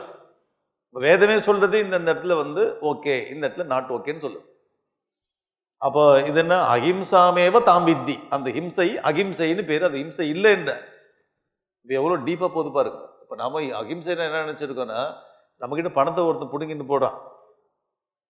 ஒரு ஆக்சிடென்ட் நடக்கிறது. அந்த ஆக்சிடென்ட் நடக்கும்போது எதிர்க்க வந்து குடிச்சிட்டு வரான் 4 பேர். காரில் வரவங்க அவன் மேலே மோதக்கூடாதுன்னு பள்ளத்தில் போய் விழுறாங்க. குடிச்சிட்டு வந்தவன் என்ன அப்புறம் அந்த காரை அடித்து உள்ளுக்குள்ள இருந்து பணத்தெல்லாம் எடுத்துன்னு போயிட்டான். பணத்தை எடுத்துன்னு போயிட்டான். அவன் செல்ஃபோனும் எடுத்துன்னு போயிட்டான். அப்போ இவங்க என்ன பண்ண, போலீஸ் ஸ்டேஷன் போயிட்டு, ஐயா என் பணம் போனாலும் பரவாயில்ல, அவங்க என்ன பண்ணாலும் பரவாயில்ல, என் செல்ஃபோன் மட்டும் கொடுக்கணும்னு கேட்குறேன். செல்ஃபோனில் எனக்கு வந்து ஜீவிதம் போயிடும். ஏன்னா பணம் போனால் பரவாயில்ல, அவங்களை ஒன்றும் பண்ணது. இது அகிம்சையா? இது இவன் தப்ப இவன் அடிச்சிட போறோன்னு நம்ம வந்து இவனுக்கு ஒதுங்கி போனா இவன் இப்படி பண்ண அவனுக்கு பனிஷ்மெண்ட்லாம் கொடுக்கணும். அந்த பனிஷ்மெண்ட் இம்சைன்னு எப்படி நீ வந்து கருத்து சொல்றாங்க? இதே போல எத்தனை பேர் அவன் படத்துல தள்ளுவான். இந்த அந்த தப்புனா அதுக்கு வந்து பனிஷ்மெண்ட் ஹிம்சை தான். அது ஹிம்சை தான் அகிம்சை. அது ஹிம்சை இல்லை, அகிம்சை. ஏன் இருக்கிற காப்பாற்றணும். இதுதான் நம்முடைய கான்செப்ட் ஆஃப் அகிம்சை. இதை நம்ம தப்பா புரிஞ்சுக்கின்னு எனக்கு கெடுதல் பண்ணா கூட அவனுக்கு ஒன்றும் நல்லது பண்ணாதீங்க, நான் என் வாழ்க்கை ஒன்று நான் ஒன்று போகிறேன். உலகம்னா இப்படி தான் இருக்கிறோம். இது ஒரு ஃபிலாசபி. இந்த ஃபிலாசபியில் குட்டிச்சவரானதான் நம்ம நாடு. யார் வந்தாலும் அடிச்சுக்கோ, இவன் ரொம்ப நல்லவன்னு சொல்லிட்டாங்க. ஏன் எவ்வளோ அடித்தாலும் தாங்குறான், எவ்வளோ அடித்தாலும் தாங்குறான். இவன் தான் இருக்கிறதுல நல்லவன். யார்? ஹிந்துஸ். உலகத்தில் வந்து இந்துக்கள் தான் ரொம்ப நல்லவங்க. எவ்வளோ அடித்தாலும் தாங்குவாங்க, அது திருப்பியே கேட்க மாட்டான். இப்போ புரியுதா? ஏன் நீங்க எவ்வளவு அடிச்சாலும் தாங்குங்களே, ஏன் திருப்பி கேட்க மாட்டீங்க? அகிம்சா பரமோ தர்மம். அகிம்சையில நிலை பெற்றிருக்கிறோம். இதுதான் பெரிய. அது வந்து அகிம்சை இல்லை, அது வந்து வேற ஒரு தமசு, தமோ குண நிலையில் இருக்கிறதால அது அகிம்சைன்னு நம்ம பூசி மொழிக்கிறோம். அதுக்கு ஒரு பெரிய பேர் கொடுக்கும். அர்ஜுனனை தான் பண்ணா, கிருஷ்ணன் திட்டினா. அது அகிம்சை இல்லடா, சுத்திரம் ஹிருதய தௌர்யம், உங்களோட மைண்ட் வீக்னஸ், மென்டல் வீக்னஸ் அந்த நிலையில் இருக்கு. அவ இந்த இடத்துல பயன்படுத்தக்கூடிய ஹிம்சை ஹிம்சையில அது அகிம்சை. என்ன தைரியமா பேச பாருங்க. மனு பேசுறாரா?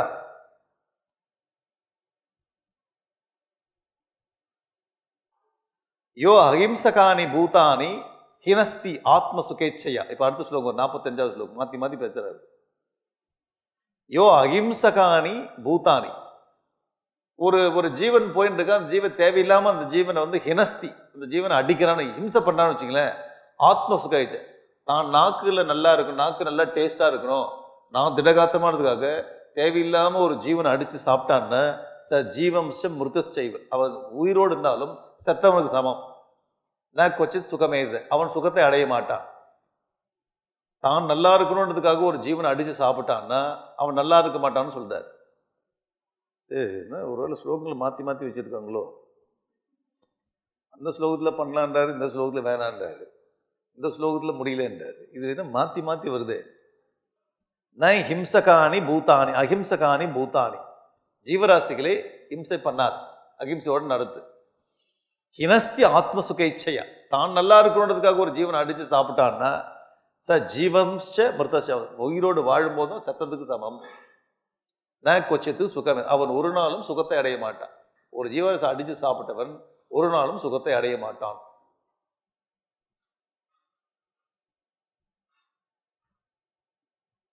இன்னும் ஸ்லோகங்கள் இருக்கா இல்லையா? முடிஞ்சு போச்சா?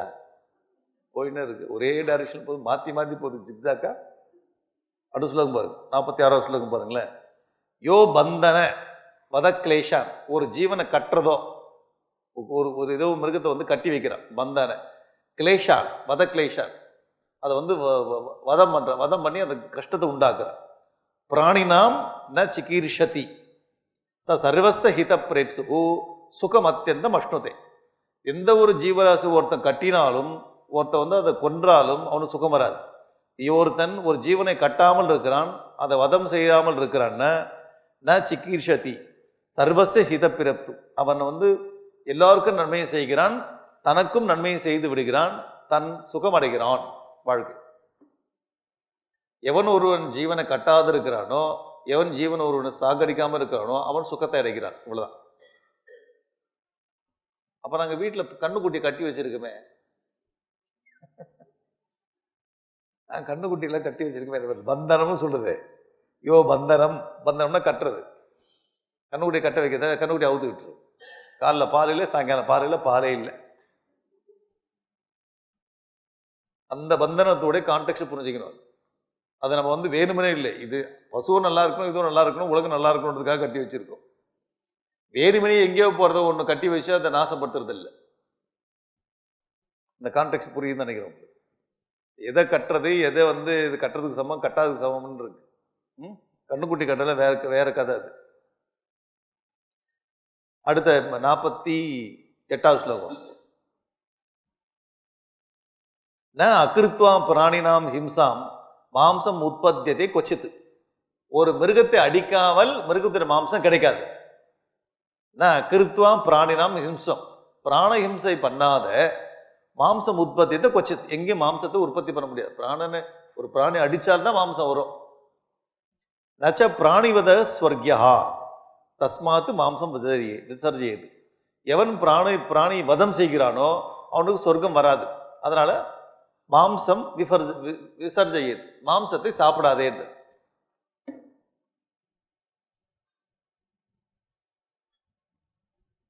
இந்த ஒரு வாரம் பூரா இப்படிதான் இருக்குமோ?